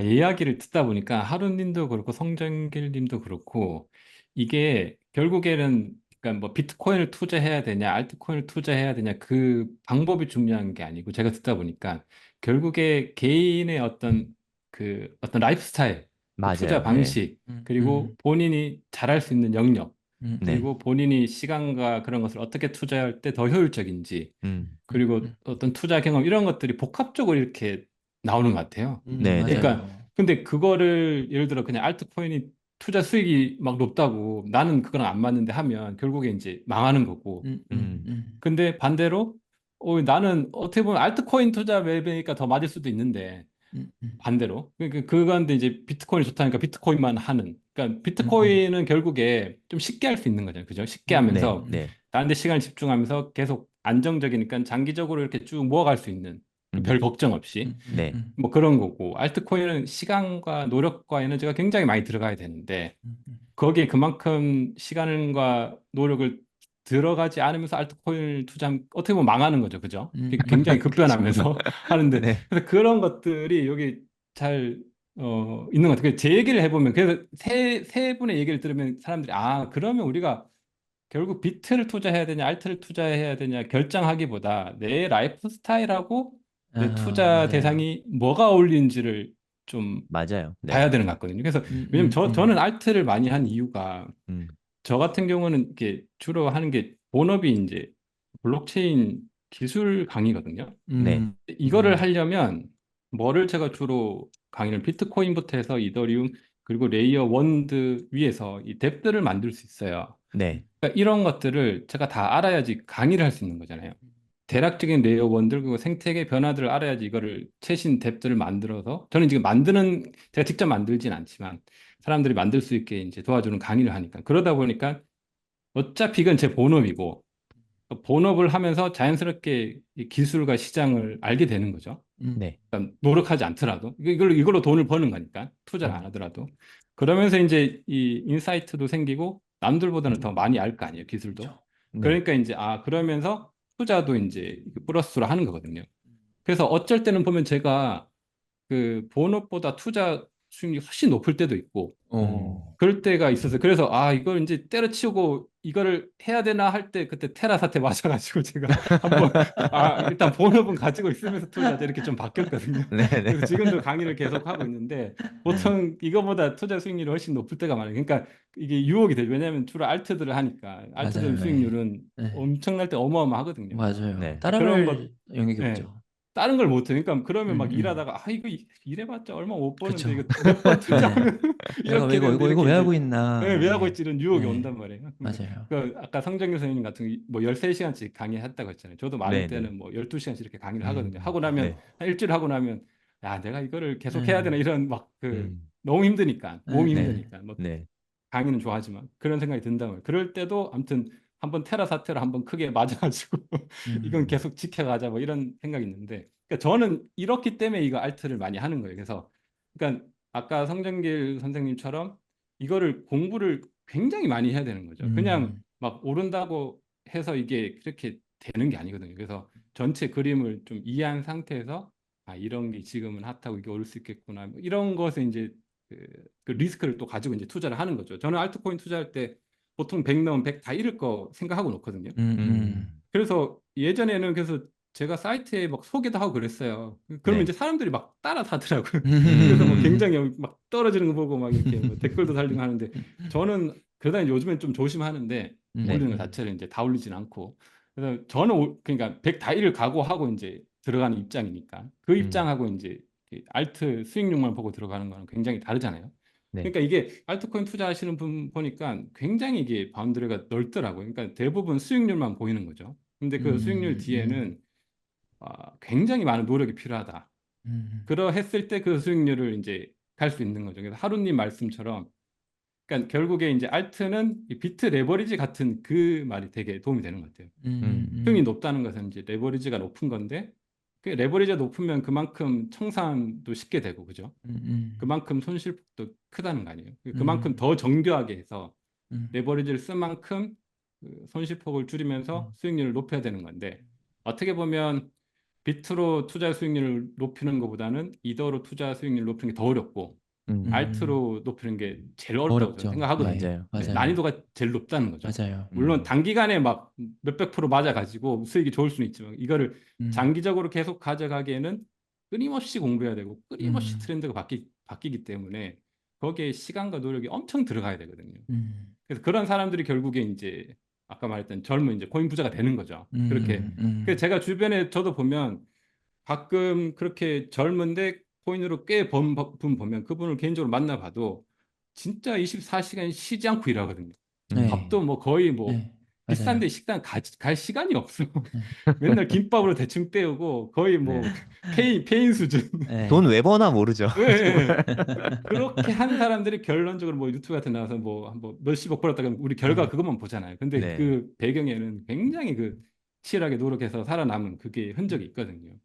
그래서 아무튼 알트코인은 그런 게 좀 필요하다. 그러니까 같이 얘기해 보니까 결론적으로는 아무튼 자기 자신에게 좀 맞는 그런 투자법을 좀 찾는 게 중요하다 이런 생각이 많이 드네요. 네. 네. 저는 그러니까 이렇게 이야기 먼저 말씀해. 하세요. 하세요. 저는 이야기 나누다 보니까 이게 매매라는 게 이제 우리는 이걸 보는 분들도 시청자분들도 그렇고 이렇게 나보다 잘하는 사람들은 어떻게 하나 보고 뭔가 저 사람을 따라해야지 또는 정답을 찾아야지 이렇게 보시는 분들이 좀 많을 것 같아요. 저도 예전에 그런 거 많이 했거든요. 근데 이렇게 얘기 나누다 보니까 이게 그 하나의 가치관이 만들어지는 과정이랑 좀 비슷한 것 같거든요. 이 매매의 가치관이죠. 자기의 생활이나 경험이나 생각이나 이런 게 다 녹아 들어가 가지고 그 성향이 결정이 되고 그거에 맞는 매매 방법을 찾아가는 것 같아요, 각자. 그래서 저희도 정답이 없어요. 이게 정답인지도 모르고 제가 나중에 다른 가치관으로 바뀔 수도 있고 그렇죠. 그러니까 이걸 막 정답을 찾다 보면은 무한루프에 빠지거든요. 쟤는 저 말하고 쟤는 저 말하고 누가 맞는 거야 막 하는데 지금 저희 셋만 해도 이렇게 다 다르잖아요. 그래서 이거 보시는 분들은 이렇게 한번 나는 좀 어느 쪽에 가깝지? 이거를 좀 스스로 이렇게 그러니까 정답이 아니라 방향을 정한다고 생각하시고 난 이쪽으로 가야겠다. 이게 나랑 맞다. 이런 쪽으로 가는 게 좀 시간을 아낄 수 있지 않나라는 생각을 했습니다. 얘기 나누면서. 그러니까 정답이 없으니까 그러면 나는 어떻게 투자해도 상관없다 이렇게 생각하는 건 좀 무리수가 있는 것 같고 그렇죠. 그거는 그러니까 저는 그 기준이 있는데 음, 나는 이제까지 코인 투자 해보니까 알트 투자를 해도 웬만해서는 잘 잃지 않는다. 그리고 종목 선정을 진짜 잘하는 것 같아. 이런 생각이 들면 알트 비중이 더 높아도 된다고 생각해요.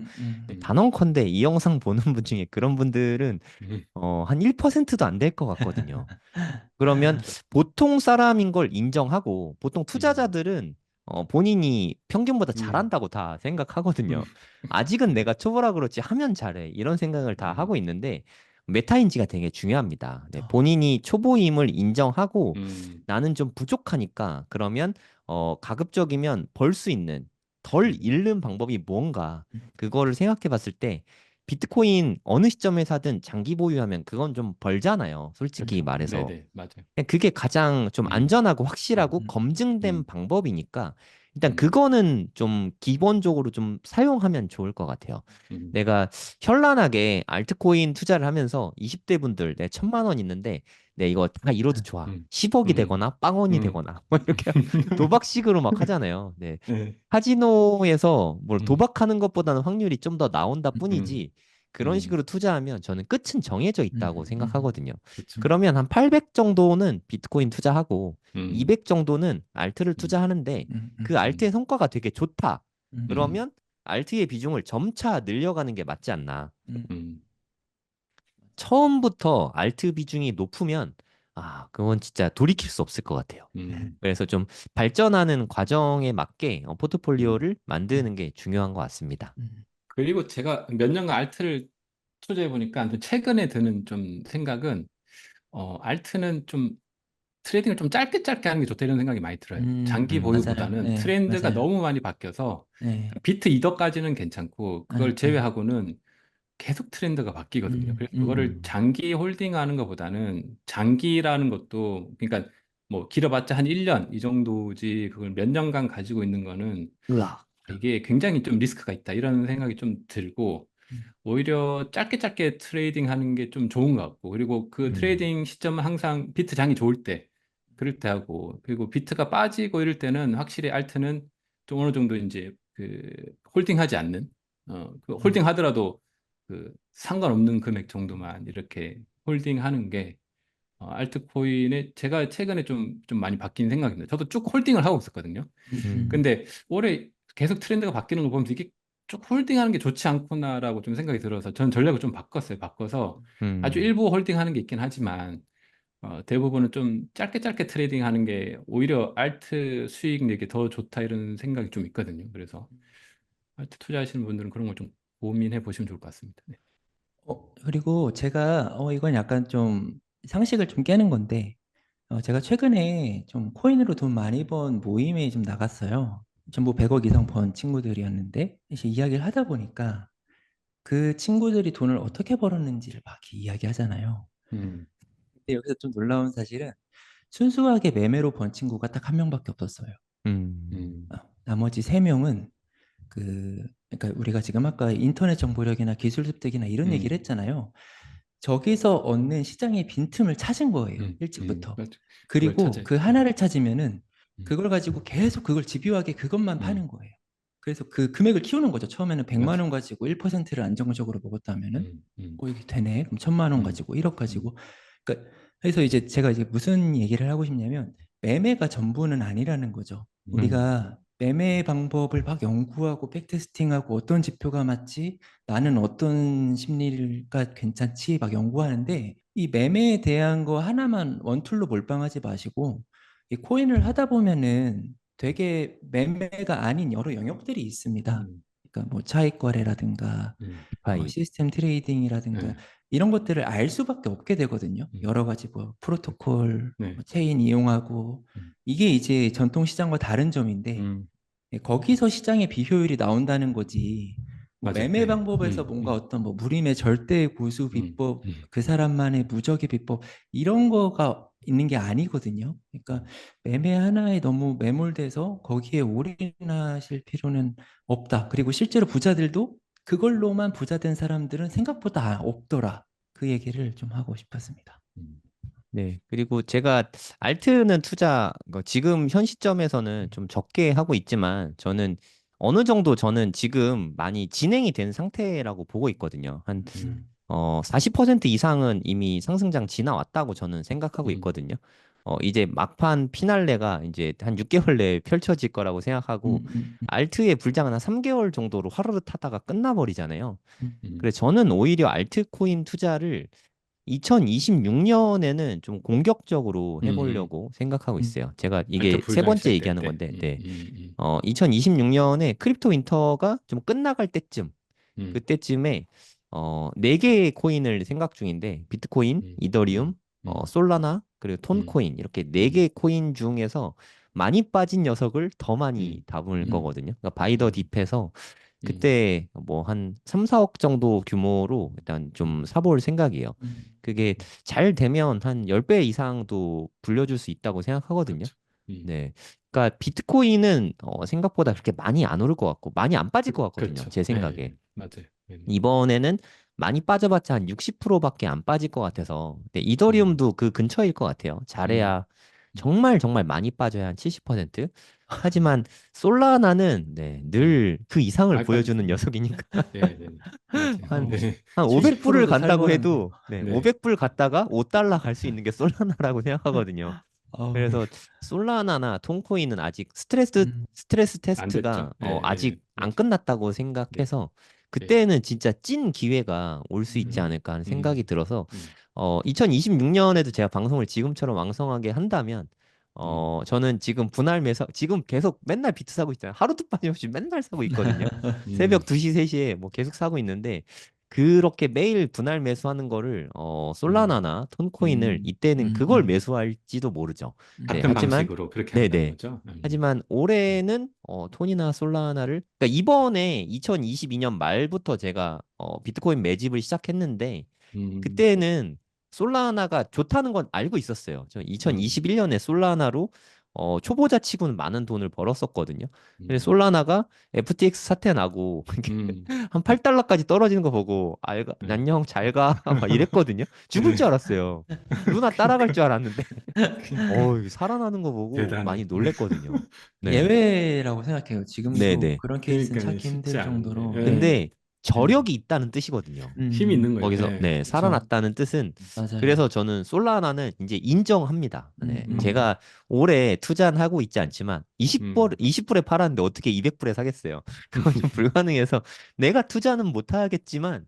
또 만난다. 26년에 네. 또 음. 만났네. 안녕. 반가워. 아, 기다리고 있었어. 하면은 네. 그때는 좀 솔라나를 한 음, 10,000개 정도 네, 이렇게 좀 네. 사볼까 생각하고 있어요. 음, 네, 최근에 나스닥이 좀 꺾어지고 있거든요. 그래서 음, 이제 나스닥 고점 찍고 이제 하락하는 거가 됐든 뭐 더 올라가다가 빠지든 언젠가는 오겠죠. 언젠가는. 네, 경기 음, 침체, 리세션, 음, 경제 위기 맞아요. 이런 위기 상황이 올 가능성이 있다고 저는 생각을 하거든요. 음, 이에 대한 관점을 서로 이야기해보고 전략을, 준비를 어떻게 하면 좋을지 음, 좀 이야기 음, 나눠보면 재밌을 것 같습니다. 음. 일단 하루님부터 지금 이게 나스닥 차트거든요. 네네. 네, 미쳤잖아요. 기울기를 봐도 이게 뭐, 별거 아니라고 생각하실 수도 있긴 한데, 한 1996년? 요즘 94년부터 한 음, 30년 된 거죠. 30년 네. 음, 동안 네, 지수가 한 26배 정도 올랐거든요. 한 아, 거의 30배 가까이 올랐다고 보면 음, 될 것 같은데, 네. 경기 침체가 과연 오긴 올 거라고 생각하세요? 일단 그 부분 그럼요. 먼저 이야기해 보죠. 예, 어떤 형태로든 그리고 어떤 트리거가 될지는 아직 예측할 수 없지만 온다고 생각합니다. 그러니까 온다면 언제쯤 올까요? 2022년이었죠. 지금 네. 차트에서 보이고 있는 급락을 시작한 게 음. 2022년 요때죠, 1월부터거든요. 요때. 예. 예. 근데 저 때의 전조 증상들을 보면은 2021년에도 야, 이게 너무 물가 상승이 세다, 인플레이션이 음. 세다, 그러니까 금리를 올려라, 예, 음, 이런 이제 올려야 되는 거 아니냐 이런 기조가 있었는데 당시 파월이죠. 파월이 아니야, 지금 물가 너네가 생각하는 것보다 괜찮아, 금리 아직은 안 올려도 돼 이렇게 이런 하자 말을 하면서, 했었죠. 네, 인플레이션은 일시적이다. 네, 맞아요. 음, 그렇게 하면서 2021년 한 11월, 12월까지도 분명 그런 인터뷰를 하고 그런 뉘앙스였는데 1월이 되자마자 아, 내가 잘못 봤다. 음, 네, 그러면서 금리를 막 0.5, 0.75 막 자이언트 스텝까지 하면서 네. 되게 급하게 올렸습니다. 그러니까 음, 지금 이게 물론 이제 어디까지 갈지는 모르겠지만 얼마 안 남았다고 생각을 하거든요. 네. 이게 이제 경기가 과열이 되고 돈이 많이 풀리면은 그거에 따라서 이제 자산 가격은 오르기 마련인데 뭐 그게 무한정 오르지는 않거든요. 지금 음. 나스닥 차트만 봐도 이게 지금 오른 폭을 보세요. 예, 조정이 언제 와도 이상하지 않은 그림이죠. 네. 지금 중심이 되는 초록색 이평선이 121선 같은데 맞나요? 네, 맞아요. 엄청 멀죠. 이게 그쵸? 주봉이거든요, 주봉. 지금 저 121 주봉인데 121선 121선에서 얼마나 이격되어 있는지 보세요. 그러니까 네, 여기 캔들이 일봉. 네. 예, 그러니까 지금 조정을 받고 있는데 그러니까 이제 이건 이제 예측이죠. 예측인데 제일 예측 가능한 시나리오는 금리 인하가 되면서 리세션이 오는 거죠. 그러니까 네. 정확히 말하면 그러니까 이게 이런 역사가 있습니다. 과거에도 급격하게 금리 인상을 하면서 주가가 빠지고 이제 금리 인상이 멈추면서 이제 지금 잊었다. 금리 인상이 이제 좀 멈추겠는데 이때 주가가 가장 많이 오릅니다. 선행하거든요. 그리고 금리 인하를 시작하니까 주가가 빠져요. 그러니까 우리 상식이랑 반대로 가는 거죠. 금리 인하하면은 이렇게 좀 자산 가격은 올라야 되는 거 아니야? 라고 생각을 하는데 주식은 선행하는 특성이 있잖아요. 이미 다 반영을 했다는 거죠. 금리 인하하는 시점에는. 가격이 이미 지금 반영을 많이 했죠. 그래서 그러니까 사실은 이게 선호가 좀 중요한데 금리 인하하니까 주가가 빠졌다 이게 아니고 뭔가 주가 인하할 만한 경제적인 이슈가 생기겠죠. 생길 네. 겁니다. 그리고 나서 그러니까 금리 인하를 통해서 경제를 좀 부양하겠다. 그러니까 이게 이제 선호가 맞는 건데 그래서 이제 차트에서는 금리 인하하니까 주가가 빠지는 것처럼 나오는 거고 그래서 이제 이런 걸 토대로 예측해 보면 뭔가 내년에 어떤 또 그리고 트럼프가 지금 유력한 상황인데 트럼프는 뭐 또 어디로 튈지 모르는 사람이잖아요. 지금 벌써 트럼프가 된다고 하니까 기존에 전통적으로 강했던 반도체주 그리고 그 IT 관련 이쪽들 지금 많이 빠지고 조정 빠지고 있는데 이런 식으로 어떤 식으로든 경제적인 타격과 함께 멀지 않았다고 생각하고 있어요. 네, 길어야 내년 하반기까지 그러니까 내년 상반기 이후에는 어떤 조정을 받지 않을까 음. 싶습니다. 네, 알겠습니다. 데니얼드님은 경기 침체나 경제 위기 뭐 이런 부분에 대해서 어떻게 보고 계세요?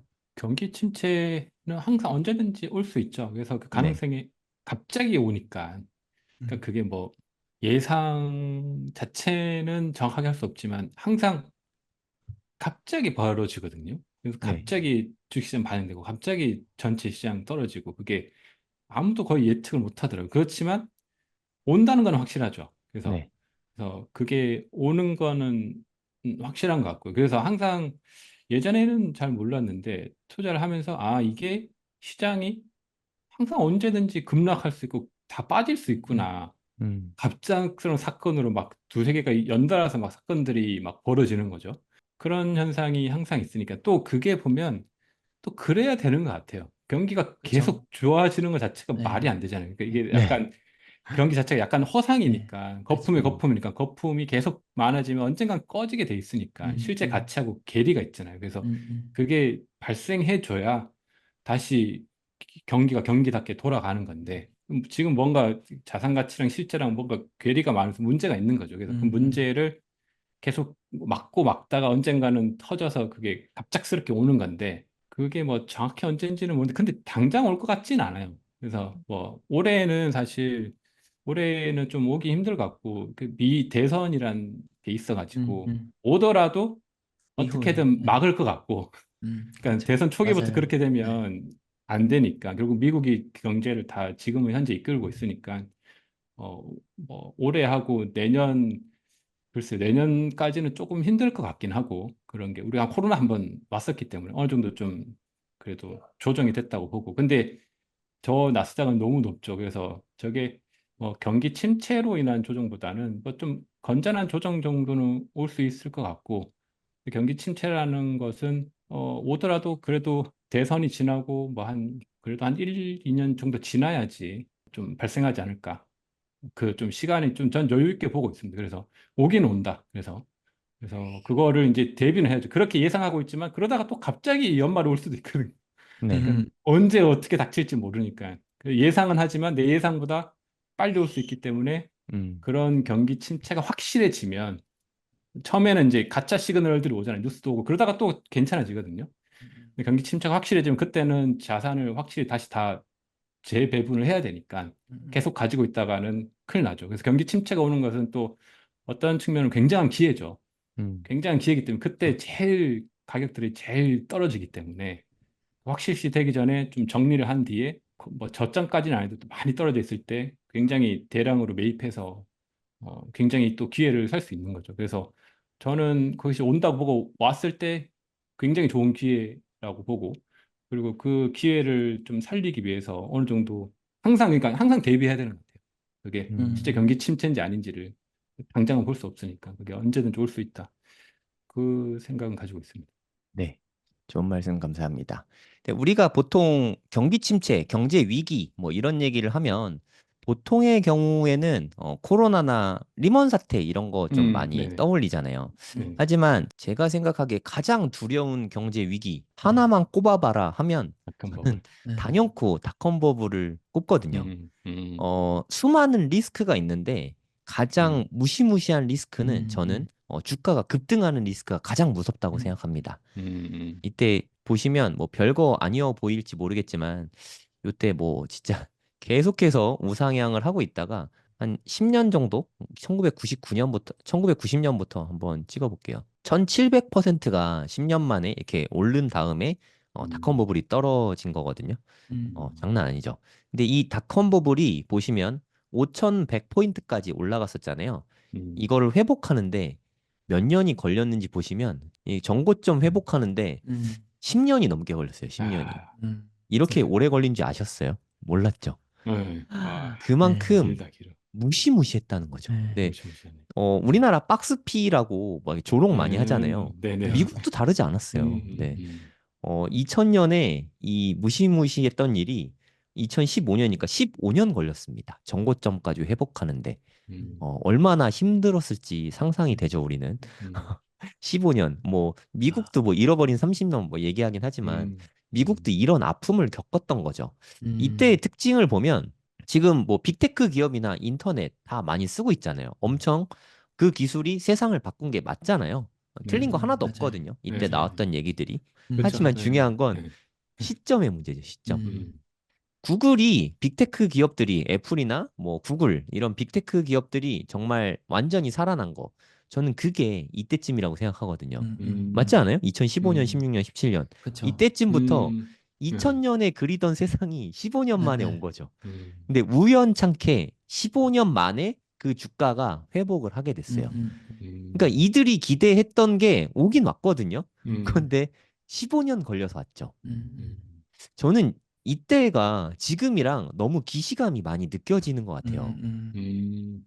그쵸. 또 이때랑 또 비슷하죠. IT랑 AI랑도 어느 정도 예, 딱 지금 AI랑 평행적으로 블록체인 코인이 예, 딱 그거네요. 그 그쵸. 네네. 거품이 예, 예, 있죠. 네. 네, 2020년부터 현재까지 한 3배 정도 올랐다고 했잖아요. 이때는 10년 동안 18배 정도 올랐고, 음, 이때는 한 불과 4년 만에 지금 한 3배 가까이 이렇게 올라간 거거든요. 저는 음, 상승률 면에서는 결코 여기가 뒤처지지 않는다고 생각하거든요. 예. 이거를 리먼 사태 이때부터로 잡게 되면 한 15년 정도 됐는데, 한 14배 정도 올랐어요. 비슷하죠? 야, 지수가 14배. 네, 야, 지수가 14배 올랐으니까. 근데 이렇게 오른 이유에 대해서 이야기를 해보면 정말 수많은 사람들이 AI를 이야기하거든요. 맞아요. AI. 네. 네. 제가 데니월드님께 한번 여쭤볼게요. 이제 네. 챗GPT나 AI가 네. 발전하면서 네. 데니월드님의 인생이 완전히 삶이 라이프 스타일이 변하셨습니까? 뭐, 바뀐 건 없죠. 네, 하루님은 어떠세요? 물론 하루님은 관련 업계에 있으니까 좀 많이 그쵸. 변했을 수 있지만 일상생활에서 음, 어때요? 저는 이 부분에 대해서는 IT 버블이랑 가장 큰 차이점이라고 생각해요. 음, AI가 그러니까 닷컴 버블 때는 어떤 그 실체가 없었잖아요. 근데 AI는 저는 이 닷컴 버블이랑은 조금 비교하기가 어려운 게 AI는 실체가 있거든요. 그러니까 실질적인 생산력이나 콘텐츠 그리고 여러 업계에 미칠 영향들이 지금 나타나고 있어요.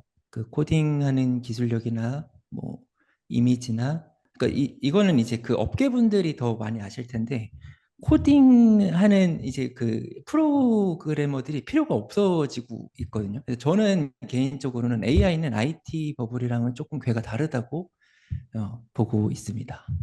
그러니까 하루님이 실체가 없다고 말씀하셨는데 예, 예, 예. 그때 있었던 기업들이 아마존이나 MS나 애플이나 이런 기업들이에요. 실체가 없어요? 네, 당연히 실체가 엄청난 기업들이고 얘네 모멘텀이 엄청났어요. 네, 그래서 아, 이때 엄청난 평가를 받는 것도 너무 지금 보세요. 얘네들한테 그런 아, 평가를 해주는 과합니까? 네, 너무 충분히 가능한 일이었고, 아, 그런데, 우리의 삶에 완전히 이렇게 녹아드는 데까지는 예, 시차가 있는 예. 거죠. 시간이 시간이 실체가 없는 게 아니라 음, 시차가 있는 거예요. 근데 근데 AI가, 네, 예, 물론 말씀하신 대로 뭐 이렇게 예. 코딩이나 뭐 음, 몇몇 음, 분야에 선풍적으로 인력 감축 그리고 효율성 증대 뭐 이런 걸 가져온 거는 맞는 것 같거든요. 근데 그게 완벽하게 우리의 현실에 녹아들기까지는 음, 저는 시간이 되게 많이 걸릴 것 네, 같아요. 그 많이 시간이 뭐냐? 뭐 기술적으로는 예, 이때 예, 뭐 충분히 반영이 됐을 수 있어요. 하지만 예. 이걸로 인해서 돈을 창출할 때까지는 시차가 엄청 음, 걸리거든요. 음, 예를 들어서 아마존에서 이제 물건을 판대, 싸게 판대, 편하게 판대, 그래? 하면 그게 퍼져나가는데 시간이 엄청 오래 걸리죠. 그리고 규모의 경제를 이룩하면서 돈을 쓸어 담기 시작하는 데는 한 음, 15년 정도 이렇게 시간이 걸리게 되는 거죠. 뭐 예를 음, 들면 저는 AI 쪽에 그 모든 것들이 돈까지 연결되는데 그만큼 시간이 또 걸릴 수밖에 없다고 생각합니다. 지금 뭐 우리 스마트폰 요즘에 뭐 100만 원도 싼 거잖아요. 한 200만 원씩 하잖아요. 그렇죠. 근데 음, 한 10년 전에 이거 전화기에 200만 원인데 이거 사볼래 하면은 망설이는 사람이 많았을 텐데 음, 지금은 당연한 걸로 생각하고 음, 산단 말이에요. 근데 지금 AI에 하루님 한 달 이거 서비스 엄청 싸요. 한 달에 100만 원만 내면 됩니다. 거저입니다. 라고 하면 아, 이거 꼭 해야 되나? 하는 망설임이 생길 게 될 거예요. 네, 하지만 그렇죠. 시간이 지나면 야, 이거 200만 원밖에 안 되는 서비스래. 이게 200만 원, 겨우 200만 원이 이게 다 음, 된다고 하면서 그때부터는 돈을 정말 우리가 생각한 대로 쓸어 담게 될 거예요. 근데 제 생각에 이 시차가 결코 IT 버블 때보다 적게 걸릴 것 같진 않아요. 이렇게 음, 최소한 한 10년 정도는 텀을 두고 좀 실적이 따라붙게 되지 않을까. 뭐 음, 단적으로 얘기해서 엔비디아는 하드웨어 기업이니까 지금 일시적으로 초기에 가장 많은 장비를 갖춰야 되니까 음, 돈을 뭐 많이 쓰죠, 기업들에서. 돈은 엄청 쓰고 있는데 MS를 제외하고 AI 쪽에서 이렇다 하게 돈을 더 많이 버는 기업은 사실 저는 잘 모르겠어요. 뭐 아시면 좀 알려주시고. 그러니까 쓰는 거에 비해서 버는 게 지금은 좀 적은 상태라는 거죠. 지금은 물론, 네. 적죠. 맞아요. 그러니까 이게 시간이 지나가고 나면 분명히 그게 다 해소가 될 거거든요. 아무튼. 음, 그때는 정말, 네, 이 주가가 좀 납득이 가는 주가가 되겠지만 음, 음, 지금은 좀, 사실 저는 이게 지금 당장이 거품이라고 생각하지 않아요. 요때를 조금밖에 안 넘었잖아요. 거품으로 가는 시작 단계라고 생각합니다. 음, 그리고 주가 음, 상승은 버블이 잔뜩 낄 때 가장 많이 오른다고 생각 들어요. 한번 음. 여기도 보여드릴게요. 피날레가 제가, 가장 강하죠.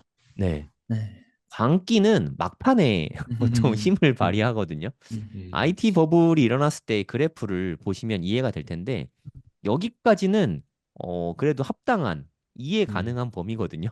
음, 여기서부터 여기까지 미쳤잖아요. 요때 상승률을 네. 한번 볼까요? 네. 이게 1년이 채 안 됐는데 지수가 2배가 오른 거예요. 나스닥이 이렇게 음, 작은 게 아닌데 막판 피날레가 가장 미친 듯이 나타나는 게 보통이거든요. 그래서 저는 아직 AI 버블은 아직 끝나지 않았다고 생각해요. 왜냐하면 음, 막판의 피날레가 어마어마할 가능성이 있으니까. 근데 그 피날레 전에 약간의 조정은 있을 수 있을 것 같아요. 하지만 음, 이렇게 IT 버블이 그랬듯이 막판에 피레침을 쏘면 그때는 좀 버블이 좀 위험해지는 그런 때가 오지 않을까 하는 생각이 듭니다. 그 시기를 저는 앞으로 한 1, 2년 내로 좀 보고 음, 있거든요. 데니얼드 님도 말씀하셨지만 트럼프가 만약에 당선이 된다고 치고 네. 한 임기 1, 2년 동안은 어떻게든 음, 경기를 부양시키려고 애를 많이 쓰게 될 음, 거예요. 돈도 많이 풀 거고 그때 AI 버블이 음, 끝판을 달릴 거라고 생각합니다. 그때 음, 엄청난 광기를 달린 다음에 이제 그 거품이 꺼져갈 때쯤 그때쯤부터 이제 비극이 시작되지 않을까 그렇게 저는 음, 생각하고 있어요. 저는 주변에 약간 기시감 같은 걸 느꼈는데 최근에 네. 인터넷 댓글에서도 그렇고 커뮤니티에서도 그렇고 주변에서도 그렇고 야 국내 주식 그거 누가 해 그냥 다 미국 주식 하면 돈 번대라는 얘기를 음, 많이 들려요 네. 주변에서 음, 부모님도 미국 주식 한다고 하고 야 그러면 이게 이 기시감이 여러 번 겪었단 말이죠.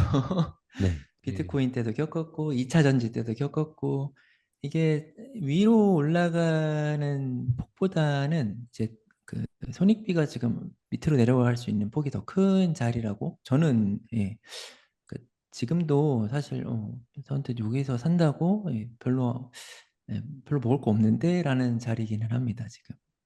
만약에 경기 침체가 올 거라고 네, 다들 이렇게 생각은 하고 계시잖아요. 음, 그럼 음, 이거를 우리는 어떻게 대비하면 좋을지 코인 투자자의 입장에서 한번 음, 이야기를 해보면 의미가 있을 것 음. 같거든요.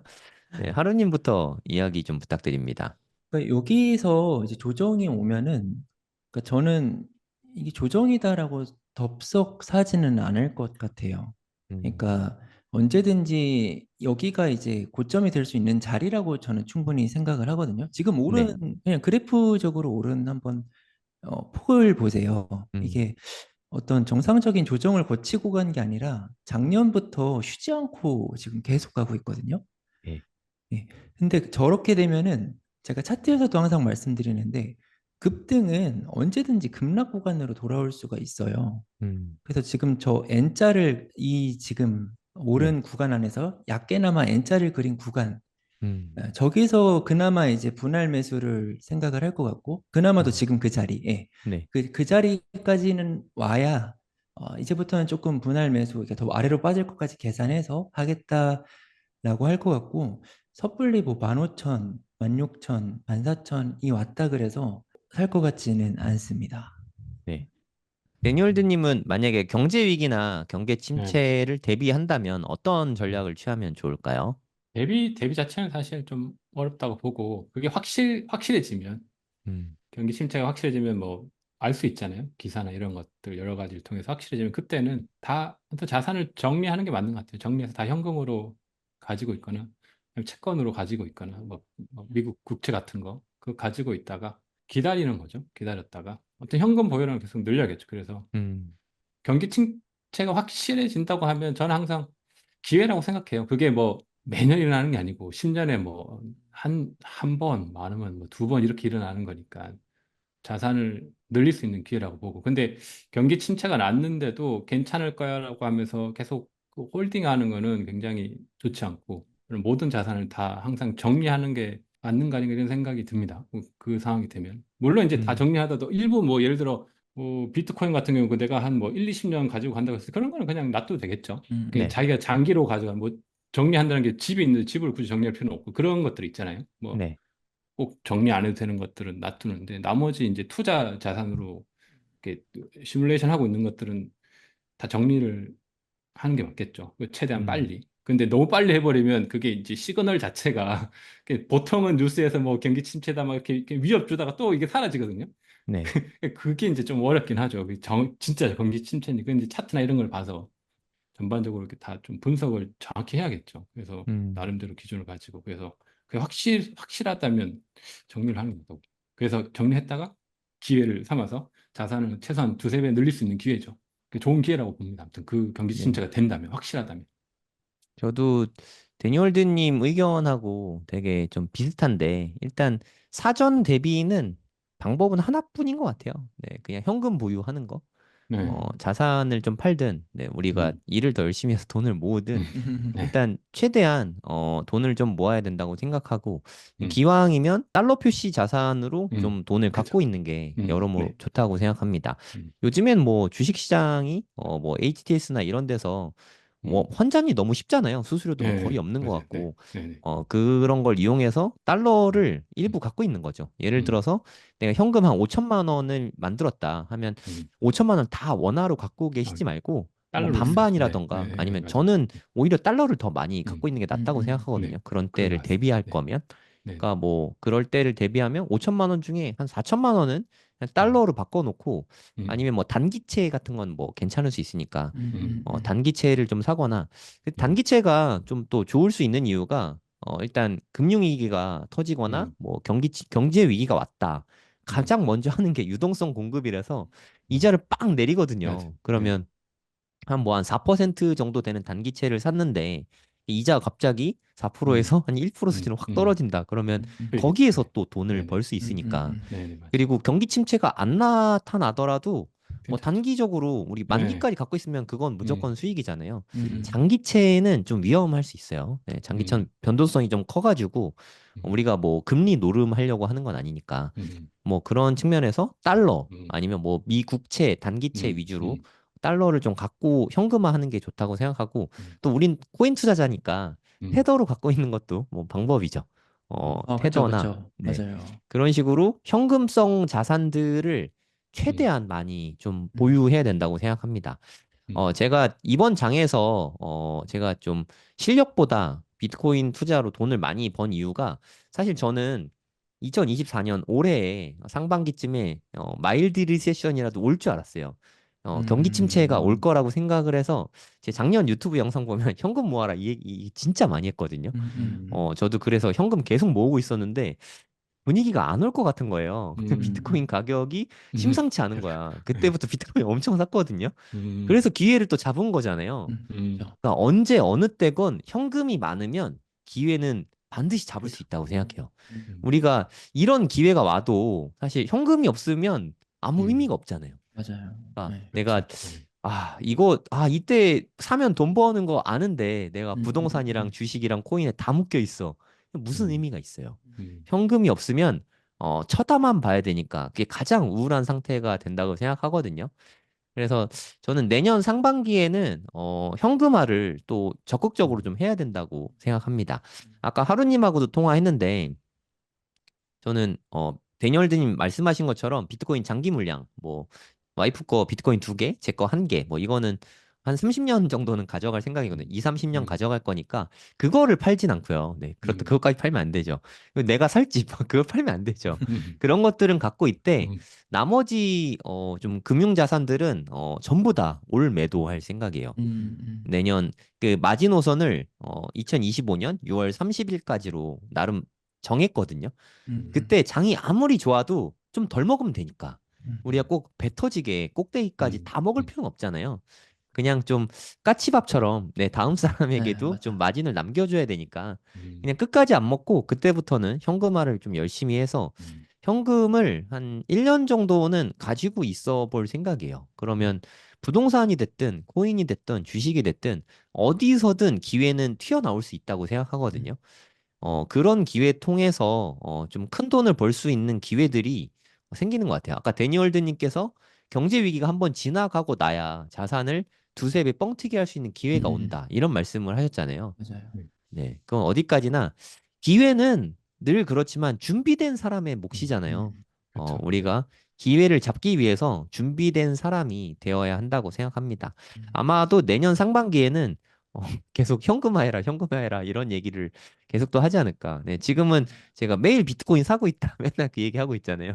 음, 때마다 테마가 있는데 네. 네, 지금 현재 테마는 비트코인 매수인데 내년 이맘때도 아니죠. 뭐 1년도 안 남았는데 내년 한 3월부터는 이제 현금 만들어야 된다. 현금 준비해라. 이 얘기를 좀 많이 드릴 것 같아요. 진짜 본능이랑 좀 반대로 가려는 연습을 하면은 좋을 것 같아요. 이게 불과 음, 2주 전만 해도 막, 야, 이거 다 너무 이제 안 좋아가지고 우울했지만 그때 용기를 낸 사람들이 결국 지나고 나니까 승자였던 것처럼 반대로 지금 미국 주식을 하는 친구 제 주변은 지금 정말 많이 환호하고 있거든요. 음, 네네. 네, 캡처 막 보내줘요, 저한테. 비트코인 조롱하고. 네, 막, 네, 막 미국 주식 뭐 SPY 이것만 사 이렇게 보내줘요. 네. 약간 이제 그러면은 이게 얼마 안 남았구나 싶은 거죠. 음. 네, 그래서 우리가 사실 남들 살 때 용기를 잘 내지 남들 안 할 때 반대로 가는 용기는 보통 좀 내기 어렵거든요. 사람 네. 본능상. 근데 그렇게 반대로 가는 연습을 하면 결과가 더 좋았던 경우가 많았던 것 같습니다.